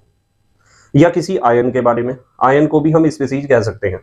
तो इन अभिक्रियाओं में क्या होता है विस्थापन या प्रतिस्थापन अभिक्रियाओं में कि आपके पास कोई भी स्पीसीज है और वो स्पीसीज किसी दूसरे स्पीसीज को उसकी जगह से विस्थापित कर देती है या प्रतिस्थापित कर देती है, यानी उसकी जगह से हटा देती है और अपने आप उसका स्थान ले लेती है। जैसे नॉर्मली आपने देखा होगा कि जब घर में आप बैठकर घर के मेंबर बात कर रहे हैं और एकदम कोई बड़ा सदस्य आया, घर का बड़ा सदस्य, जैसे आपके पापा आ गए या दादाजी आ गए, तो आप जिस कुर्सी पर बैठे हुए हो तो वहां से क्या हो जाओगे, अपने आप उठ जाओगे और उन्हें कहोगे बैठने के लिए कि दादाजी आप बैठ जाओ या पापा आप बैठ जाओ, ऐसा ही तो कहोगे। तो होता क्या है कि जब अधिक क्रियाशील स्पीसीज आ जाती है दरवाजे पर, तो जो कम क्रियाशील स्पीसीज है वो अपना स्थान छोड़ देती है और उसके स्थान पर अधिक क्रियाशील स्पीसीज आ जाती है। ऐसी अभिक्रिया को हम कहते हैं विस्थापन अभिक्रिया या प्रतिस्थापन अभिक्रिया। ठीक है, तो इन अभिक्रियाओं में क्या होगा, इन अभिक्रियाओं में एक स्पीसीज दूसरी स्पीसीज को उसके स्थान से विस्थापित कर देती है और अपने आप उसका स्थान ले लेती है। ठीक है, तो हम यहां क्या लिख सकते हैं, इन अभिक्रियाओं में एक स्पीसीज, इन अभिक्रियाओं में एक स्पीसीज, अब स्पीसीज का अर्थ मैंने आपको बताया, स्पीसीज का मतलब हो सकता है परमाणु। स्पीसीज का मतलब क्या हो सकता है, परमाणु या कोई समूह, कोई समूह या आयन, या आयन, ये तीनों ही स्पीसीज कहलाती है। तो इन अभिक्रियाओं में एक स्पीसीज दूसरी स्पीसीज को, एक स्पीसीज दूसरी स्पीसीज को उसके स्थान से प्रतिस्थापित कर देती है, प्रतिस्थापित कर देती है यानी हटा देती है, अपने आप उसका स्थान ले लेती है। तो ऐसी अभिक्रिया को हम कहते हैं विस्थापन या प्रतिस्थापन अभिक्रिया। जैसे इसके एग्जाम्पल देखते हैं, एग्जाम्पल ध्यान से देखना। मान लो आपके पास CuSO4 है, कॉपर सल्फेट, और इसके ऊपर आप रिएक्शन कराते हो Fe का, आयरन का या लोहे का। तो Fe क्या करेगा, यहां अटैक करेगा इसके ऊपर, कॉपर के ऊपर, और कॉपर को उसके स्थान से हटा देगा। तो कॉपर जब यहां से हट जाएगा तो क्या बनेगा हमारे पास, FeSO4। समझ रहे आप, Fe ने किसे प्रतिस्थापित कर दिया, कॉपर को, और कॉपर अपने स्थान से प्रतिस्थापित हो गया तो यहां कौन आ जाएगा, Fe, फेरस सल्फेट बनेगा और कॉपर हो जाएगा अकेला, अलग। तो जैसे मैंने यहां नाम बोला, इसका कॉपर सल्फेट है, इसका फेरस सल्फेट है, तो आप इन नामों को आपको सीखना पड़ेगा और सीखने का बहुत आसान तरीका है। आप YouTube पर सर्च करो अकार्बनिक यौगिकों का नामकरण बाय KMD सहारनपुर। यदि आप इस चीज को सर्च करोगे तो आपके सामने एक वीडियो आएगी और उसमें आप नामकरण बड़ी आसानी से सीख जाओगे एक ही वीडियो में। ठीक है, मैंने वहां अकार्बनिक यौगिकों के नामकरण का पूरा पोस्टमार्टम कर रखा है और आपको बहुत अच्छे तरीके से समझ में आ जाएगा। तो इसका नाम कॉपर सल्फेट है, कॉपर सल्फेट के ऊपर Fe का रिएक्शन हुआ, Fe ने कॉपर के ऊपर अटैक करा और इसे हटा दिया इसकी जगह से। हटाने को ही कहते हैं विस्थापित करना या प्रतिस्थापित करना, और बन गया हमारे पास FeSO4 और कॉपर अकेला रह गया। ठीक है, इसी तरीके से यदि आप इस एग्जाम्पल को देखते हो, ये हमारे पास है मीथेन और इसके ऊपर हमें रिएक्शन करानी है क्लोरीन की। तो मीथेन के ऊपर जब क्लोरीन का रिएक्शन कराओगे तो इन दोनों Cl परमाणुओं में से एक Cl परमाणु इसमें से एक हाइड्रोजन को हटा देगा। क्या होगा, यहां बनेगा CH3। देखो 4 थे ना हाइड्रोजन, एक हाइड्रोजन यहां से विस्थापित हो गया और उस हटे हुए हाइड्रोजन की जगह कौन आया, एक Cl परमाणु, CH3Cl, मिथाइल क्लोराइड। और यहां से जो H निकला है और यहां बचा है एक Cl, वो निकला हुआ H और बचा हुआ Cl, ये दोनों आपस में मिलकर HCl बनाएंगे, जिसे आप कह सकते हो हाइड्रोजन क्लोराइड। अब इस रिएक्शन को आप ऐसे भी लिख सकते हो, देखो CH3H, CH4 को ऐसे लिख सकते हो CH3H, और इसका रिएक्शन हुआ Cl2 के साथ, Cl2 को ऐसे लिख सकते हो Cl बॉन्ड Cl। जब ये दोनों आपस में रिएक्शन करेंगे तो ये कौन सा H है जो अपनी जगह छोड़ के भाग गया था, ये कौन सा Cl है जिसने अटैक नहीं किया था, अटैक इसने किया H को यहां से हटाने के लिए, समझ रहे ना आप। तो CH3Cl, बॉक्स के बाहर क्या है CH3Cl, और बॉक्स के अंदर क्या है HCl, इस तरह प्रोडक्ट बनता है, ठीक है। अच्छा, यदि मैं आपको कहूं कि मेरे पास C2H5Br है, इसका नाम है इथाइल ब्रोमाइड, क्या नाम है, इथाइल ब्रोमाइड, और इसके ऊपर हमें अटैक कराना है KOH में से OH का, तो OH जब यहां अटैक करेगा तो Br छोड़ के भाग जाएगा, और यहां से तो Br गया और यहां क्या बचा था K, तो हमें प्रोडक्ट क्या मिलेगा C2H5OH, C2H5OH, ये तो मिला हमें प्रोडक्ट, प्लस KBr निकला साइड प्रोडक्ट बन के KBr।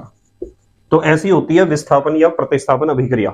जल्दी से पोज करके लिखो, आप लिख लिया बेटे, ठीक है। तीसरे नंबर पर हमें सीखनी है अनुत्क्रमणीय अभिक्रिया, अनुत्क्रमणीय अभिक्रिया, और अनुत्क्रमणीय अभिक्रिया को हम कहते हैं इररिवर्सिबल रिएक्शन, अनुत्क्रमणीय अभिक्रिया या इररिवर्सिबल रिएक्शन। अनुत्क्रमणीय का मतलब होता है जो विपरीत दिशा में ना चलती हो, जो उल्टी ना चलती हो, ठीक है, अपोजिट डायरेक्शन में ना चलती हो। तो ये अभिक्रियाएं केवल एक दिशा में चलती हैं, यानी अग्रिम दिशा में, और पूर्ण हो जाती हैं। तो इनकी परिभाषा आप लिखोगे, ये अभिक्रियाएं केवल अग्रिम दिशा में, ये अभिक्रियाएं केवल अग्रिम दिशा में चलती हैं, यानी संपन्न होती हैं या प्रोसीड करती हैं, केवल अग्रिम दिशा में चलती हैं तथा पूर्ण हो जाती हैं। तो जो अभिक्रिया केवल एक ही दिशा में चलती हो, अग्रिम दिशा में चलती हो और कंप्लीट हो जाती हो, तो ऐसी अभिक्रिया को कहते हैं अनुत्क्रमणीय अभिक्रिया। अनुत्क्रमणीय का मतलब जो उत्क्रमित दिशा में यानी बैकवर्ड डायरेक्शन में प्रोसीड नहीं करती। जैसे इसके एग्जाम्पल हम सीख सकते हैं, देखो एग्जाम्पल से पता चलेगा आपको। एक एग्जाम्पल है, हमारे पास 2KClO3 है, पोटेशियम क्लोरेट। जब आप इसे गर्म करते हो तो गर्म करने से 2KCl + 3O2 बनता है, ये ऑक्सीजन गैस है। अब सवाल यह है कि सर ये रिएक्शन केवल अग्रिम दिशा में क्यों चलती है, क्या कारण है इस रिएक्शन का केवल फॉरवर्ड डायरेक्शन में प्रोसीड करने का? कारण है ये बनने वाली ऑक्सीजन गैस। इस रिएक्शन में ऑक्सीजन गैस बनेगी और जितनी ऑक्सीजन गैस बनती रहेगी वो उड़कर भागती रहेगी वायु में, वायुमंडल में, वातावरण में। और ऑक्सीजन गैस जब बर्तन में रुकेगी नहीं तो इस KCl के साथ कौन रिएक्शन करेगा? इस रिएक्शन में ये जो ऑक्सीजन गैस बन रही है वो उड़ उड़कर भागती रहेगी, और उड़ उड़कर जब भागेगी तो KCl के साथ रिएक्शन करने वाला कोई नहीं है कि ये दोनों आपस में रिएक्शन करके फिर दोबारा से रिएक्शन में KClO3 बना दें और रिएक्शन बैकवर्ड डायरेक्शन में चल जाए। तो रिएक्शन बैकवर्ड डायरेक्शन में नहीं चलेगी, विपरीत दिशा में नहीं चलेगी, ठीक है। अब इस एग्जांपल को देखो आप ध्यान से, हमारे पास है BaCl2, बेरियम क्लोराइड, और इसका रिएक्शन हम कर रहे हैं Na2SO4 के साथ, सोडियम सल्फेट के साथ। जब इसके साथ रिएक्शन करते हैं तो यहां से तो निकलता है दोनों Cl और यहां से दोनों Na, ऐसे निकलते हैं दोनों Cl और दोनों Na। बाहर देखो BaSO4, बेरियम सल्फेट, ये अवक्षेप है जो बर्तन में नीचे बैठ जाता है या विलयन से अलग हो जाता है। और 2 Na है, 2 Cl, यहां लिखेंगे 2 बनेंगे NaCl। अब इस रिएक्शन को देखो, ये रिएक्शन भी केवल अग्रिम दिशा में चलती है और कंप्लीट यानी पूर्ण हो जाती है। पूर्ण होने का मतलब ये दोनों चीज खत्म हो जाएंगी, पूरी, ये पूरा खत्म हो जाएगा। तो रिएक्शन केवल अग्रिम दिशा में इसलिए चल रही है क्योंकि यहां तो बनी थी गैस, जो उड़ के भाग गई बर्तन में से, और यहाँ आपके पास है अवक्षेप।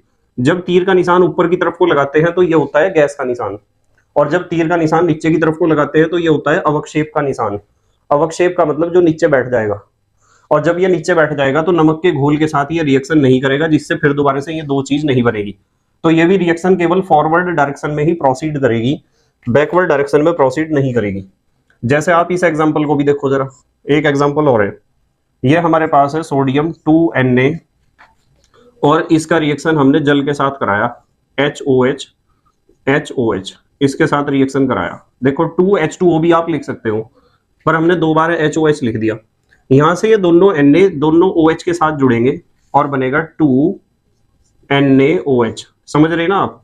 और ये यहां से गैस निकलेगी H2 गैस, हाइड्रोजन गैस। तो यहां हम लिखेंगे साथ में निकली हाइड्रोजन गैस। तो इस हाइड्रोजन गैस के बनने के कारण ही अभिक्रिया विपरीत दिशा में नहीं चल पाएगी, क्योंकि हाइड्रोजन गैस उड़ उड़कर भागती रहेगी, बर्तन में नहीं रुकेगी। ठीक है, ऐसे ही आप एक एग्जांपल और देख लो आप, इससे और अच्छे तरीके से समझ में आ जाएगा आपको। हमारे पास है NaCl, सोडियम क्लोराइड, और इसका रिएक्शन हम करते हैं सिल्वर नाइट्रेट के साथ, AgNO3। दोनों के जलीय विलयन है। जब आप रिएक्शन करते हो तो यहां से Cl और यहां से Ag निकलता है, NaNO3, Na माने सोडियम, NO3 माने नाइट्रेट, सोडियम नाइट्रेट, और अंदर बना AgCl, बॉक्स के अंदर AgCl, सिल्वर क्लोराइड का सफेद अवक्षेप। तो जिस भी रिएक्शन में या तो कोई गैस बन रही हो या तो कोई अवक्षेप बन रहा हो, उस रिएक्शन की खासियत यह होती है कि वो रिएक्शन केवल अग्रिम दिशा में ही चलती है और पूर्ण हो जाती है, और ऐसी रिएक्शन को ही आप कहते हो इररिवर्सिबल रिएक्शन। ठीक है, जल्दी से पॉज करके लिखो आप, लिख लिया बेटे? ठीक है, अब हम बात करेंगे नंबर 4 पर, उत्क्रमणीय अभिक्रिया की। उत्क्रमणीय अभिक्रिया, उत्क्रमणीय अभिक्रिया, या आप इंग्लिश में कह सकते हो रिवर्सिबल रिएक्शन। उत्क्रमणीय अभिक्रिया या रिवर्सिबल रिएक्शन, नाम से ही पता चल रहा है कि रिवर्सिबल रिएक्शन वो है जो रिवर्स डायरेक्शन में भी प्रोसीड करती हो, यानी विपरीत दिशा में भी चलती हो। ठीक है, अनुत्क्रमणीय अभिक्रिया जो केवल एक दिशा में चलती है, उत्क्रमणीय अभिक्रिया जो दोनों दिशाओं में चलती है समान परिस्थिति में। समान परिस्थिति से तात्पर्य यह है कि ऐसा नहीं है कि आपने ताप में कोई परिवर्तन करा तभी वो विपरीत दिशा में चलेगी, या दाब में कोई परिवर्तन करा तभी वो विपरीत दिशा में चलेगी, ऐसा नहीं है। वो एक ही परिस्थिति में दोनों दिशाओं में चलती है। तो यहां लिखेंगे ये अभिक्रियाएं समान परिस्थिति में, ये अभिक्रियाएं समान परिस्थिति में, ये अभिक्रियाएं समान परिस्थिति में दोनों दिशाओं में, दोनों दिशाओं में चलती हैं, यानी अग्रिम दिशा में भी चलती हैं और विपरीत दिशा में भी चलती हैं। तथा एक चीज और बताता हूं, तथा कभी भी पूर्ण नहीं होती हैं, कभी भी पूर्ण नहीं होती हैं। ये अभिक्रियाएं कभी भी पूर्ण नहीं हो पाती हैं, क्योंकि दोनों दिशाओं में चल रही, तो पूर्ण कैसे हो जाएगी? जैसे एक एग्जांपल लेते हैं, यहां हमारे पास है कैल्शियम कार्बोनेट, और इस कैल्शियम कार्बोनेट से गर्म करने पर हमें प्राप्त हुआ कैल्शियम ऑक्साइड और कार्बन डाइऑक्साइड। अब इस रिएक्शन को देखो, ये रिएक्शन में हमने एक चिन्ह का प्रयोग करा, रिवर्सेबल का। इस चिन्ह को कहते हैं रिवर्सेबल का चिन्ह, ठीक है, या उत्क्रमणीयता का चिन्ह, रिवर्सेबल साइन। इससे पता चल रहा है रिएक्शन फॉरवर्ड डायरेक्शन में भी चलती है, बैकवर्ड में भी। अब यहाँ जो थोड़े से इंटेलिजेंट बच्चे हैं वो एक बात सोच रहे होंगे कि सर एक बात बताओ, इस रिएक्शन में ये कार्बन डाइऑक्साइड तो गैस बन रही है, और जब CO2 गैस है तो रिएक्शन में तो CO2 को उड़ के भाग जाना चाहिए, और CO2 को उड़ के भाग जाना चाहिए तो रिएक्शन बैकवर्ड डायरेक्शन में चलनी नहीं चाहिए। तो आपकी सोच बिल्कुल सही है, पर यदि आप इस कैल्शियम कार्बोनेट यानी चूने पत्थर को गर्म करते हो एक बंद बर्तन में, ये जो रिएक्शन है इसकी एक शर्त है कि रिएक्शन को बंद बर्तन में आपको संपन्न कराना पड़ेगा। यदि बंद बर्तन में आप इस रिएक्शन को कराओगे तो कैल्शियम ऑक्साइड तो ठोस है, ये गैस है, बंद बर्तन है तो गैस उड़ के भाग ही नहीं सकती। और नहीं भाग सकती तो दोनों आपस में रिएक्शन करके फिर कैल्शियम कार्बोनेट बनाते रहेंगे। ठीक है, समझ में आई ना बात। इसी तरीके से एक एग्जांपल और लेते हैं। चलो, ये हमारे पास है PCl5, फास्फोरस पेंटाक्लोराइड। जब फास्फोरस पेंटाक्लोराइड को हम गर्म करते हैं तो हमारे प्राप्त होता है PCl3, फास्फोरस ट्राइक्लोराइड और Cl2। बंद बर्तन में रिएक्शन हो रही है क्योंकि इसका तो पता आपको गैस है। और मैं आपको बताता हूं कि जैसे मैंने नाम बोला phosphorus pentachloride, phosphorus trichloride, chlorine gas, ये सारे नाम आपको उसी वीडियो में मिलेंगे। अकार्बनिक यौगिकों का नामकरण बाय KMD सहारनपुर। कहीं लिख लो इस बात को, अकार्बनिक यौगिकों का नामकरण बाय KMD सहारनपुर। इसे सर्च करो, आपको मिल जाएंगे और सारी चीज समझ जाओगे कि इनके नाम कैसे लिखे जाते हैं। ठीक है, अच्छा इस रिएक्शन को देखो जरा। एक रिएक्शन है हमारे पास H2 plus I2 reversible 2HI। ये रिएक्शन भी दोनों डायरेक्शन में प्रोसीड करती है, तो इस रिएक्शन को भी हम कहेंगे उत्क्रमणीय अभिक्रिया। ठीक है, अच्छा इस रिएक्शन को देखो, बहुत सारी रिएक्शन है जो दोनों दिशाओं में चलती हैं। N2 plus 3H2 reversible 2NH3। ये रिएक्शन भी एक ही परिस्थिति में फॉरवर्ड एंड बैकवर्ड दोनों डायरेक्शन में प्रोसीड करती है। ठीक है, जल्दी से पोज करके लिखो। आप लिख लिया बेटे? ठीक है, नंबर 5 पर हम डिस्कस करेंगे अपघटन अभिक्रिया। अपघटन अभिक्रिया या अपघटन अभिक्रिया को आप कह सकते हो डीकंपोजिशन रिएक्शन। डीकंपोजिशन रिएक्शन, इसका मतलब क्या है? देखो, अपघटन अभिक्रिया या डीकंपोजिशन रिएक्शन। अपघटन अभिक्रिया का मतलब है कि आपके पास कोई पदार्थ है और वो दो या दो से अधिक सरल पदार्थों में टूट रहा है, पर वे जो नए पदार्थ बने हैं, टूटकर जो नए पदार्थ बने हैं, वे आपस में रिएक्शन करके फिर दोबारा से पहले पदार्थ को कभी नहीं बनाएंगे। तो इस तरीके से पदार्थों का टूटना कि वो टूट तो सकता है पर दोबारा बन नहीं सकता, यानी अभिक्रिया अनुत्क्रमणीय है। ठीक है, तो वह अनुत्क्रमणीय अभिक्रिया जिसमें एक अणु दो या दो से अधिक सरल अणुओं में टूट जाता है, उस अभिक्रिया को हम कहते हैं अपघटन अभिक्रिया। वह अनुत्क्रमणीय, अनुत्क्रमणीय का मतलब जो केवल अग्रिम दिशा में चलती हो, वह अनुत्क्रमणीय अभिक्रिया जिसमें, वह अनुत्क्रमणीय अभिक्रिया जिसमें एक अणु दो या दो से अधिक, एक अणु दो या दो से अधिक सरल अणुओं, दो या दो से अधिक सरल अणुओं में टूटता है, उस अभिक्रिया को आप कहोगे अपघटन अभिक्रिया। जैसे एग्जाम्पल लिखते हैं, यहां आपके पास 2KClO3 है, पोटेशियम क्लोरेट। आपने इसे गर्म कर दिया और गर्म करने से आपको प्राप्त हुए दो अणु 2KCl, एक तो इसका और ऑक्सीजन, दो प्रकार के अणु प्राप्त हुए। तो इस रिएक्शन को जब आप ध्यान से देखोगे तो आपको पता चलेगा कि गर्म करके हमने तोड़ दिया और रिएक्शन केवल अग्रिम दिशा में चल रही है। जो रिएक्शन अग्रिम दिशा में चलती है उसे ही कहते हैं अनुत्क्रमणीय अभिक्रिया। तो जब किसी पदार्थ को गर्म करके आप तोड़ रहे पर जो सरल अणु आपको मिल रहे वे दोबारा फिर रिएक्शन करके इस पहले पदार्थ को नहीं बनाएंगे, अर्थात टूटने वाली अभिक्रिया अनुत्क्रमणीय अभिक्रिया होगी। तो ऐसी अभिक्रिया को हम कहते हैं अपघटन अभिक्रिया। क्या कहते हैं? अपघटन अभिक्रिया। ठीक है, अब जैसे मैं एक एग्जांपल लगाता हूं, यहाँ 2H2O हमने जल लिया और विद्युत धारा प्रवाहित करी। विद्युत धारा प्रवाहित करके तोड़ने की जो घटना होती है उसे कहते हैं विद्युत अपघटन। यहां बनेगा 2H2 प्लस O2, दोनों गैस है।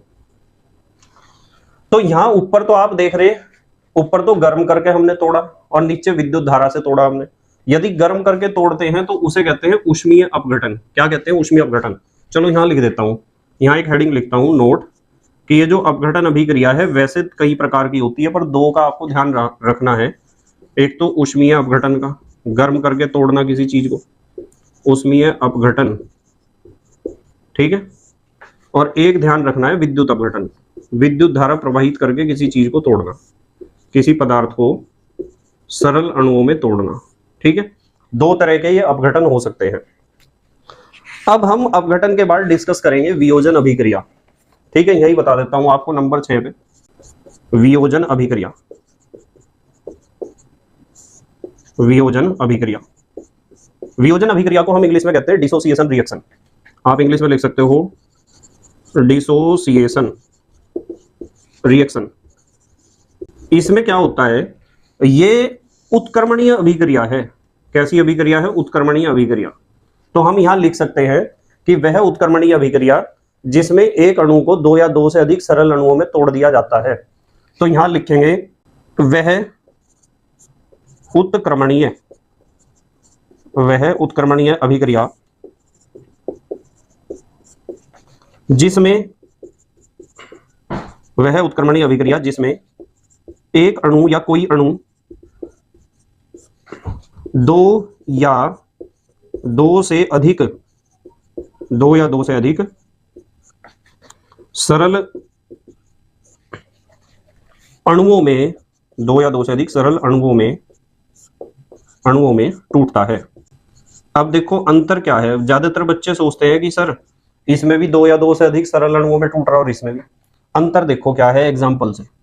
अंतर यह है कि वो अपघटन तो है अनुत्क्रमणीय अभिक्रिया जो एक ही दिशा में चलेगी, और वियोजन होता है उत्क्रमणीय अभिक्रिया जो दोनों दिशाओं में चलती है। जैसे मान लो आपके पास PCl5 है और PCl5 को जब आप गर्म करोगे तो ये टूट जाएगा PCl3 प्लस Cl2 में। अब रिएक्शन फॉरवर्ड डायरेक्शन में भी चल रही है और बैकवर्ड में भी, तो ऐसे इस तरीके से टूटने को कहते हैं वियोजन या डिसोसिएशन। ठीक है, इसके अलावा जैसे NH4Cl है, अमोनियम क्लोराइड, नाम आपको जरूर आने चाहिए, उस वीडियो को जरूर देख लेना। अमोनियम क्लोराइड को गर्म करोगे तो ये टूटता है NH3 अमोनिया तो HCl, NH3 प्लस HCl। ठीक है, तो ये होता है वियोजन अभिक्रिया। जल्दी से पोज करके लिखो, लिख लिया बेटे? ठीक है, नंबर 7 पर हमें सीखना है द्विविस्थापन, द्विविस्थापन अभिक्रिया, या इसे उभय अपघटन भी कहते हैं। उभय अपघटन अभिक्रिया, इंग्लिश में आप कह सकते हो double decomposition, double decomposition reaction. द्विविस्थापन या उभय अपघटन या डबल डीकंपोजिशन, इसमें क्या होगा, जो आपके अभिकारक अणु हैं उनके बीच आयनों की अदला बदली होगी। ठीक है, आयनों का क्या होता है? अदला बदली, एक्सचेंज। ठीक है, समझ में आई ना बात? तो यहां लिखेंगे इन अभिक्रियाओं में अभिकारकों के बीच आयनों का आदान प्रदान होता है, आदान प्रदान होता है, यानी एक्सचेंज या विनिमय भी आप कह सकते हो या अदला बदली भी कह सकते हो। जैसे एक एग्जांपल देखो, हमारे पास है NaCl सोडियम क्लोराइड और सिल्वर नाइट्रेट के साथ इसका रिएक्शन हमने कराया। रिएक्शन कराने से क्या हुआ, सिल्वर नाइट्रेट के साथ ये वाला आयन इसके पास और ये वाला आयन इसके पास चला जाएगा। देखो हुआ ना ऐसा, ये आयन है, देखो Na positive, Cl negative, Ag positive, NO3 negative. तो क्या होगा, NaNO3 आयन बदले गए, इसका नेगेटिव उसके पॉजिटिव के पास चला गया, या यूं कह दो इसका पॉजिटिव उसके नेगेटिव के पास चला गया। तो एक तो बना NaNO3 sodium nitrate plus box के अंदर क्या है, AgCl सिल्वर क्लोराइड का अवक्षेप है। मतलब ये अनुत्क्रमणीय अभिक्रिया तो है ही, पर ये एक द्विविस्थापन अभिक्रिया भी है या उभय अपघटन अभिक्रिया भी है। जैसे एक एग्जांपल और देखो, हमारे पास CH3COOH है, जिसे आप कहते हो एसिटिक एसिड या सिरका। इसका रिएक्शन जब हम कराते हैं NaOH के साथ, सोडियम हाइड्रोक्साइड के साथ, तो क्या होता है, यहां से तो निकलता है H और यहां से निकलता है OH, यानी ये आयन आपस में जुड़ गए और ये वाले आयन आपस में जुड़ जाएंगे। ये होगा CH3COO negative, H positive, Na positive और OH नेगेटिव। ठीक है, तो माइनस वाले आयन के साथ इसका प्लस वाला हिस्सा जुड़ेगा, CH3COO Na बनेगा। CH3 COONA, sodium acetate plus, साथ में क्या बना, H पॉजिटिव और OH नेगेटिव आपस में जुड़े, बना H2O। देखो H2 दो है ना, H दिस एंड दिस, और एक O है, तो ये आयनों की अदला बदली हो रही है। इस आयनों की अदला बदली को ही हम कहते हैं द्विविस्थापन या उभय अपघटन अभिक्रिया। अब नंबर 8 पर हमें पढ़ना है ऊष्माक्षेपी अभिक्रिया। नंबर 8 ऊष्माक्षेपी अभिक्रिया, इसे आप कह सकते हो एक्सोथर्मिक रिएक्शन। ऊष्माक्षेपी अभिक्रिया या एक्सोथर्मिक रिएक्शन नाम से ही पता चल रहा कि इन अभिक्रियाओं में ऊष्मा उत्सर्जित होती है, निकलती है। ठीक है, तो यहां आप लिख सकते हो इन अभिक्रियाओं में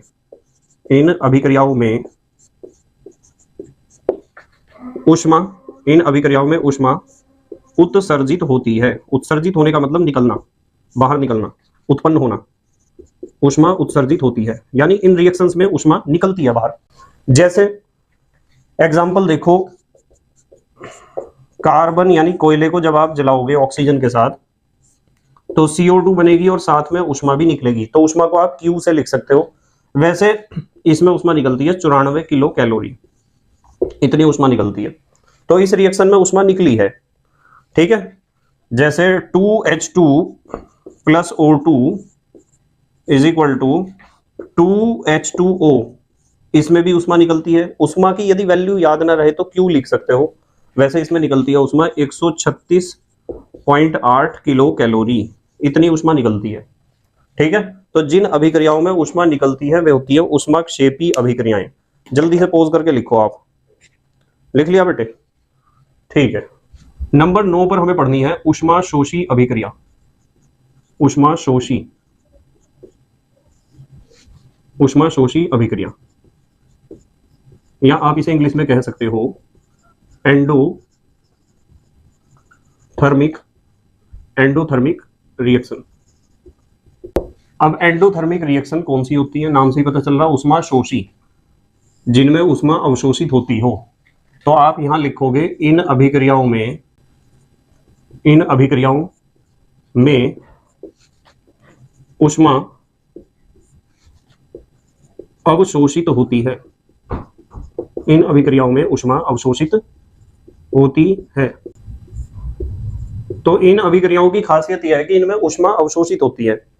जैसे आपके पास PCl5 है, PCl5, इसे ऊष्मा की आवश्यकता है जब ही ऊष्मा ग्रहण करके ये टूटेगा PCl3 और Cl2 में। ठीक है, बहुत सारे ऐसे रिएक्शन होते हैं जैसे N2 और O2, दोनों को रिएक्शन करने के लिए ऊष्मा की आवश्यकता है जब ये बनाएंगे 2NO। तो जिन अभिक्रियाओं में ऊष्मा अवशोषित होती है उन अभिक्रियाओं को हम कहते हैं ऊष्माशोषी अभिक्रिया। ठीक है, नंबर 10 पर हमें पढ़ना है ऑक्सीकरण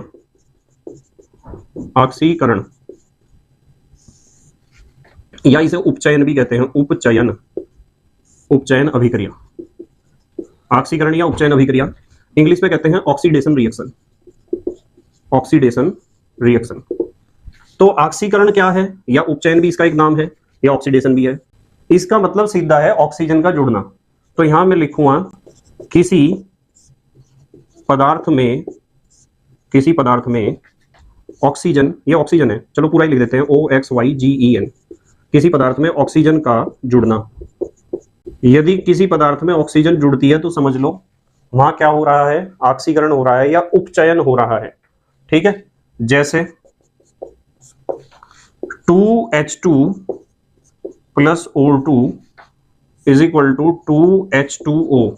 देखो हाइड्रोजन में ऑक्सीजन जुड़ी है, देखो हाइड्रोजन के साथ ऑक्सीजन जुड़ गई, तो ये एक ऑक्सीकरण अभिक्रिया है या उपचयन अभिक्रिया है। ठीक है, जैसे 2Cu plus O2 is equal to 2CuO। Copper में ऑक्सीजन जुड़ी, कॉपर ऑक्साइड बना, ये हाइड्रोजन ऑक्साइड है इसका नाम, जिसे आप जल कहते हो, उसका रासायनिक नाम है हाइड्रोजन ऑक्साइड। तो कॉपर में ऑक्सीजन जुड़ी तो कॉपर का ऑक्सीकरण हो गया। ठीक है, हाइड्रोजन में ऑक्सीजन जुड़ी तो हाइड्रोजन का ऑक्सीकरण हो गया। तो ऑक्सीकरण का मतलब या उपचयन का मतलब होता है ऑक्सीजन का जुड़ना। ठीक है, उसके बाद आते हैं नंबर 11 पर।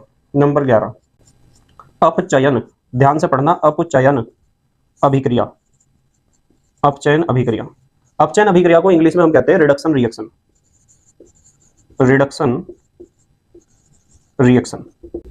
इसमें क्या होता है, ऑक्सीजन अलग होता है, ऑक्सीजन अलग होता है, किसी पदार्थ से ऑक्सीजन का अलग होना। यदि किसी पदार्थ में ऑक्सीजन जुड़ेगी तो ऑक्सीकरण है, ऑक्सीजन अलग होगी तो अपचयन है। तो यहां लिखेंगे किसी पदार्थ से ऑक्सीजन का अलग होना, किसी पदार्थ से ऑक्सीजन का अलग होना, इसे हम कहते हैं अपचयन या रिडक्शन। ठीक है, जैसे एग्जाम्पल, हमारे पास जिंक ऑक्साइड है और उसने कार्बन के साथ रिएक्शन करी, कार्बन के साथ रिएक्शन करी तो क्या होगा, जिंक तो रह जाएगा अकेला और ये कार्बन मोनोऑक्साइड बन जाएगी। देखो ऑक्सीजन अलग होगी इससे, ऑक्सीजन अलग हुई तो तभी हमने कहा कि यहाँ क्या हुआ, अपचयन। ठीक है, तो ऑक्सीजन के अलग होने को कहते हैं अपचयन। जल्दी से पोज करके लिखो, आप लिख लिया बेटे? ठीक है। नंबर 12, उपचयन अपचयन अभिक्रिया,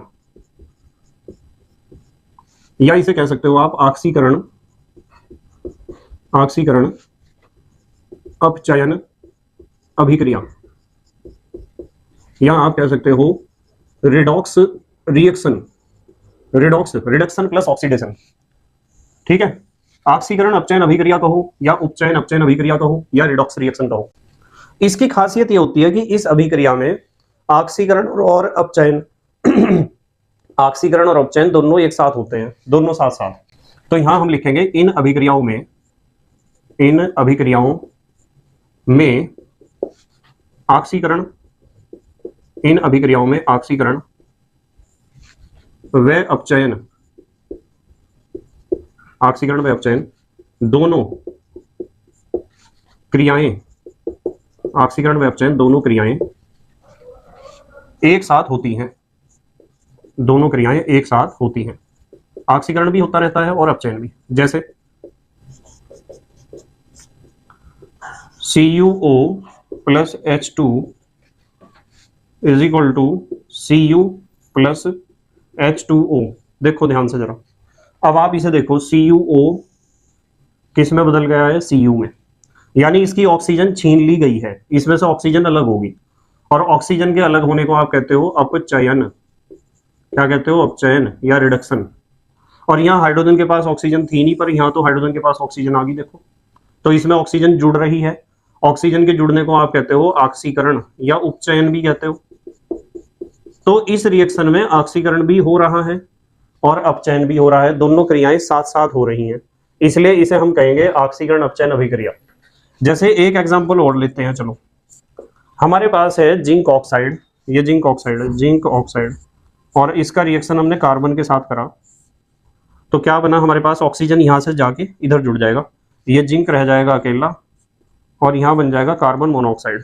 अब देखो इसे, देखो क्या हुआ, ऑक्सीजन गया इसमें से अलग, ऑक्सीजन का बाहर निकलना क्या होता है, अपचयन, क्या होता है, अपचयन, और कार्बन में ऑक्सीजन जुड़ जाती है। देखो ये हुआ यहाँ ऑक्सीकरण, क्या हुआ, ऑक्सीकरण। तो जिन अभिक्रियाओं में ऑक्सीकरण व अपचयन दोनों एक साथ होते हैं, साथ साथ, उन अभिक्रियाओं को हम कहते हैं ऑक्सीकरण अपचयन अभिक्रिया या उपचयन अपचयन अभिक्रिया। जल्दी से पोज करके लिखो, आप लिख लिया बेटे? ठीक है। अब हम सीखते हैं दैनिक जीवन में, दैनिक जीवन में उपचयन, उपचयन का मतलब होता है ऑक्सीकरण, उपचयन के प्रभाव। वैसे तो बहुत सारे प्रभाव आपको उपचयन के देखने को मिलेंगे, पर हमारे सिलेबस में 2 प्रभाव हैं, उन्हें हम यहां डिस्कस करेंगे, दोनों प्रभावों को। ठीक है, नंबर 1 संक्षारण। संक्षारण को आप कह सकते हो स्टेनिंग। आपके पास कोई भी धातु है और वो धातु अम्ल की उपस्थिति में या नमी की उपस्थिति में धीरे धीरे नष्ट हो रही है, गल रही है, तो इस घटना को हम कहते हैं संक्षारण। तो यहां आप लिख सकते हो किसी धातु का अम्ल कोमा नमी, कोमा वायु आदि के कारण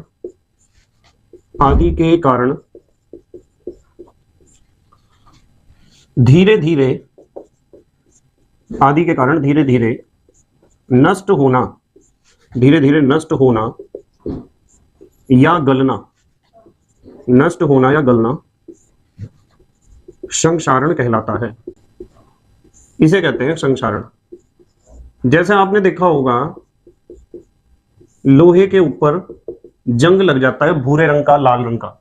एग्जाम्पल लिखते हैं, चलो एग्जाम्पल में आप लिख सकते हो लोहे पर जंग लगना, लोहे पर जंग लगना, लोहे पर जंग लगना। ठीक है, लोहे के ऊपर लाल या भूरे रंग का एक लेयर पाउडर सा चढ़ जाता है जब लोहा नमी में, हवा में रहता है, तो यही संक्षारण है। लोहे पर जंग लगना संक्षारण है। आपने देखा होगा कि चांदी जो है ना, चांदी के ऊपर धीरे धीरे जितनी पुरानी चांदी होती जाएगी, चांदी के ऊपर काले रंग की परत चढ़ जाती है। चांदी पर काली परत चढ़ना, तो चांदी की चमक खत्म होगी और उसके ऊपर काले रंग की परत चढ़ गई, तो समझो उसका संक्षारण हो रहा है। तांबे के ऊपर हरे रंग की परत चढ़ती है, यहां लिख सकते हो आप, तांबे के ऊपर हरे रंग की परत चढ़ना। ये सभी संक्षारण के ही उदाहरण हैं। ठीक है, तो ये होता है संक्षारण। अब हम सीखेंगे दूसरा प्रभाव ऑक्सीकरण का। देखो यहां जो हमने लिखा है अम्ल, नमी और वायु, वायु का मतलब यहां ऑक्सीजन ही है। ऑक्सीजन की उपस्थिति में ही लोहे पर जंग लगता है, या चांदी के ऊपर काली परत चढ़ती है, या तांबे के ऊपर हरे रंग की परत चढ़ती है। ठीक है, अब हम सीखेंगे नंबर 2 पर विकृत गंधिता। विकृत गंधिता में एक शब्द आ रहा है, विकृत माने बिगड़ी हुई और गंधिता माने गंध। आपके पास मान लो कोई तेल या वसा है और वायु की उपस्थिति में वो खराब हो जाता है, ऐसा ऑक्सीकरण उसका हो जाता है, वायु उसका ऐसा ऑक्सीकरण कर देती है कि उस तेल या वसा में से उसका स्वाद भी खराब हो जाता है और उसमें से गंध भी आती है, बहुत बुरी दुर्गंध। तो इस घटना को हम कहते हैं विकृत गंधिता। इसका कारण भी उपचयन या ऑक्सीकरण ही है। ठीक है, तो यहां हम लिख सकते हैं जब तेल या वसा वायु द्वारा ऑक्सीकृत होते हैं,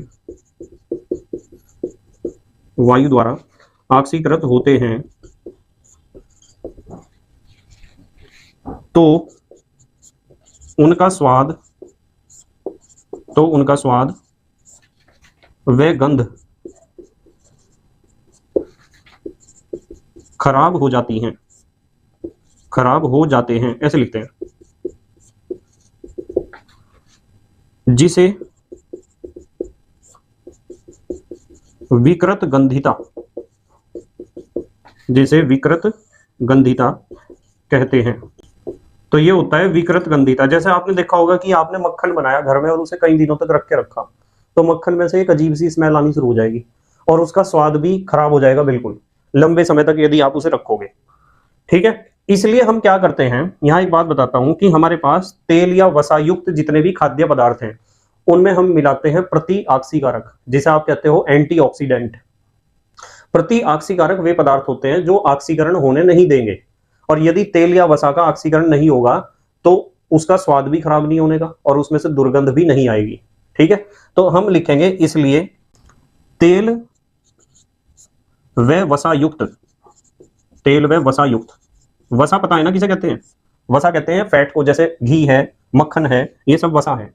तेल तो आपको पता ही है तो दोनों ही है चिकने पदार्थ, तेल भी और वसा भी। तेल व वसा युक्त खाद्य पदार्थों में प्रति ऑक्सीकारक यानी एंटीऑक्सीडेंट, प्रति ऑक्सीकारक मिलाते हैं। जितने भी तेल या वसा युक्त खाद्य पदार्थ कंपनियां बना रही हैं, वे सब उनमें डालती हैं एंटीऑक्सीडेंट, जिससे वो लंबे समय तक खराब ना हो। ठीक है, चाहे कोई भी ऐसा पदार्थ है जिसमें तेल या वसा है। अच्छा, एक चीज और बता देता हूँ, चलो आपको यहाँ बहुत काम की चीज है। आपने चिप्स तो खाए होंगे, चिप्स, कुरकुरे, ये बहुत सारी चीज आती है, सोया पैकेट में पैक होके आते हैं। आप देखते हो कि उन पैकेटों में बहुत ज्यादा हवा भरी हुई होती है। आप सोचते होंगे कि पता नहीं क्यों हवा भर दी इनके अंदर इतनी, तो उसका एक कारण है। नॉर्मली यदि आप चिप्स के या कुरकुरे के पैकेट तैयार करोगे तो चिप्स या कुरकुरे में तेल या वसा तो होगा ही, पक्की बात है, और उसमें भरी होगी ऑक्सीजन। और यदि उसमें ऑक्सीजन होगी तो ऑक्सीजन होने से क्या होगा, उस चिप्स में जो तेल या वसा है उसका हो जाएगा ऑक्सीकरण, और ऑक्सीकरण होने से उसमें उत्पन्न हो जाएगी विकृत गंधिता। अब कंपनियों ने क्या काम करा, उस चिप्स के पैकेट में से ऑक्सीजन तो निकाल ली बाहर और उसमें भर दी नाइट्रोजन, ऑक्सीजन को रहने ही नहीं दिया। और जब पैकेट के अंदर ऑक्सीजन नहीं होगी तो हमारा जो चिप्स है उसमें तेल या वसा है उसका ऑक्सीडेशन नहीं होगा और चिप्स में से गंदी स्मेल नहीं आएगी, वो लंबे समय तक हमें सही लगेगी, चाहे कुछ महीनों तक भी ना सेल हो उसकी। ठीक है, तो यहां इस बात का ध्यान रखना है कि चिप्स के जो पैकेट हैं ना, चिप्स के पैकेट से, या पैकेटों लिख देते हैं, चिप्स के पैकेटों से ऑक्सीजन निकालकर, चिप्स के पैकेटों से ऑक्सीजन निकालकर उनमें, या सीधा लिख दो नाइट्रोजन भरी जाती है, सीधा लिख दो। ठीक है, ऑक्सीजन क्यों निकाल ली, जिससे चिप्स में जो तेल या वसा है उसका ऑक्सीडेशन ना हो और उसमें से गंदी स्मेल ना आए, इसलिए वो जरूरी है पैकेट में हवा भरना, नाइट्रोजन। जल्दी से पोज करके लिखो, लिख लिया बेटे? ठीक है।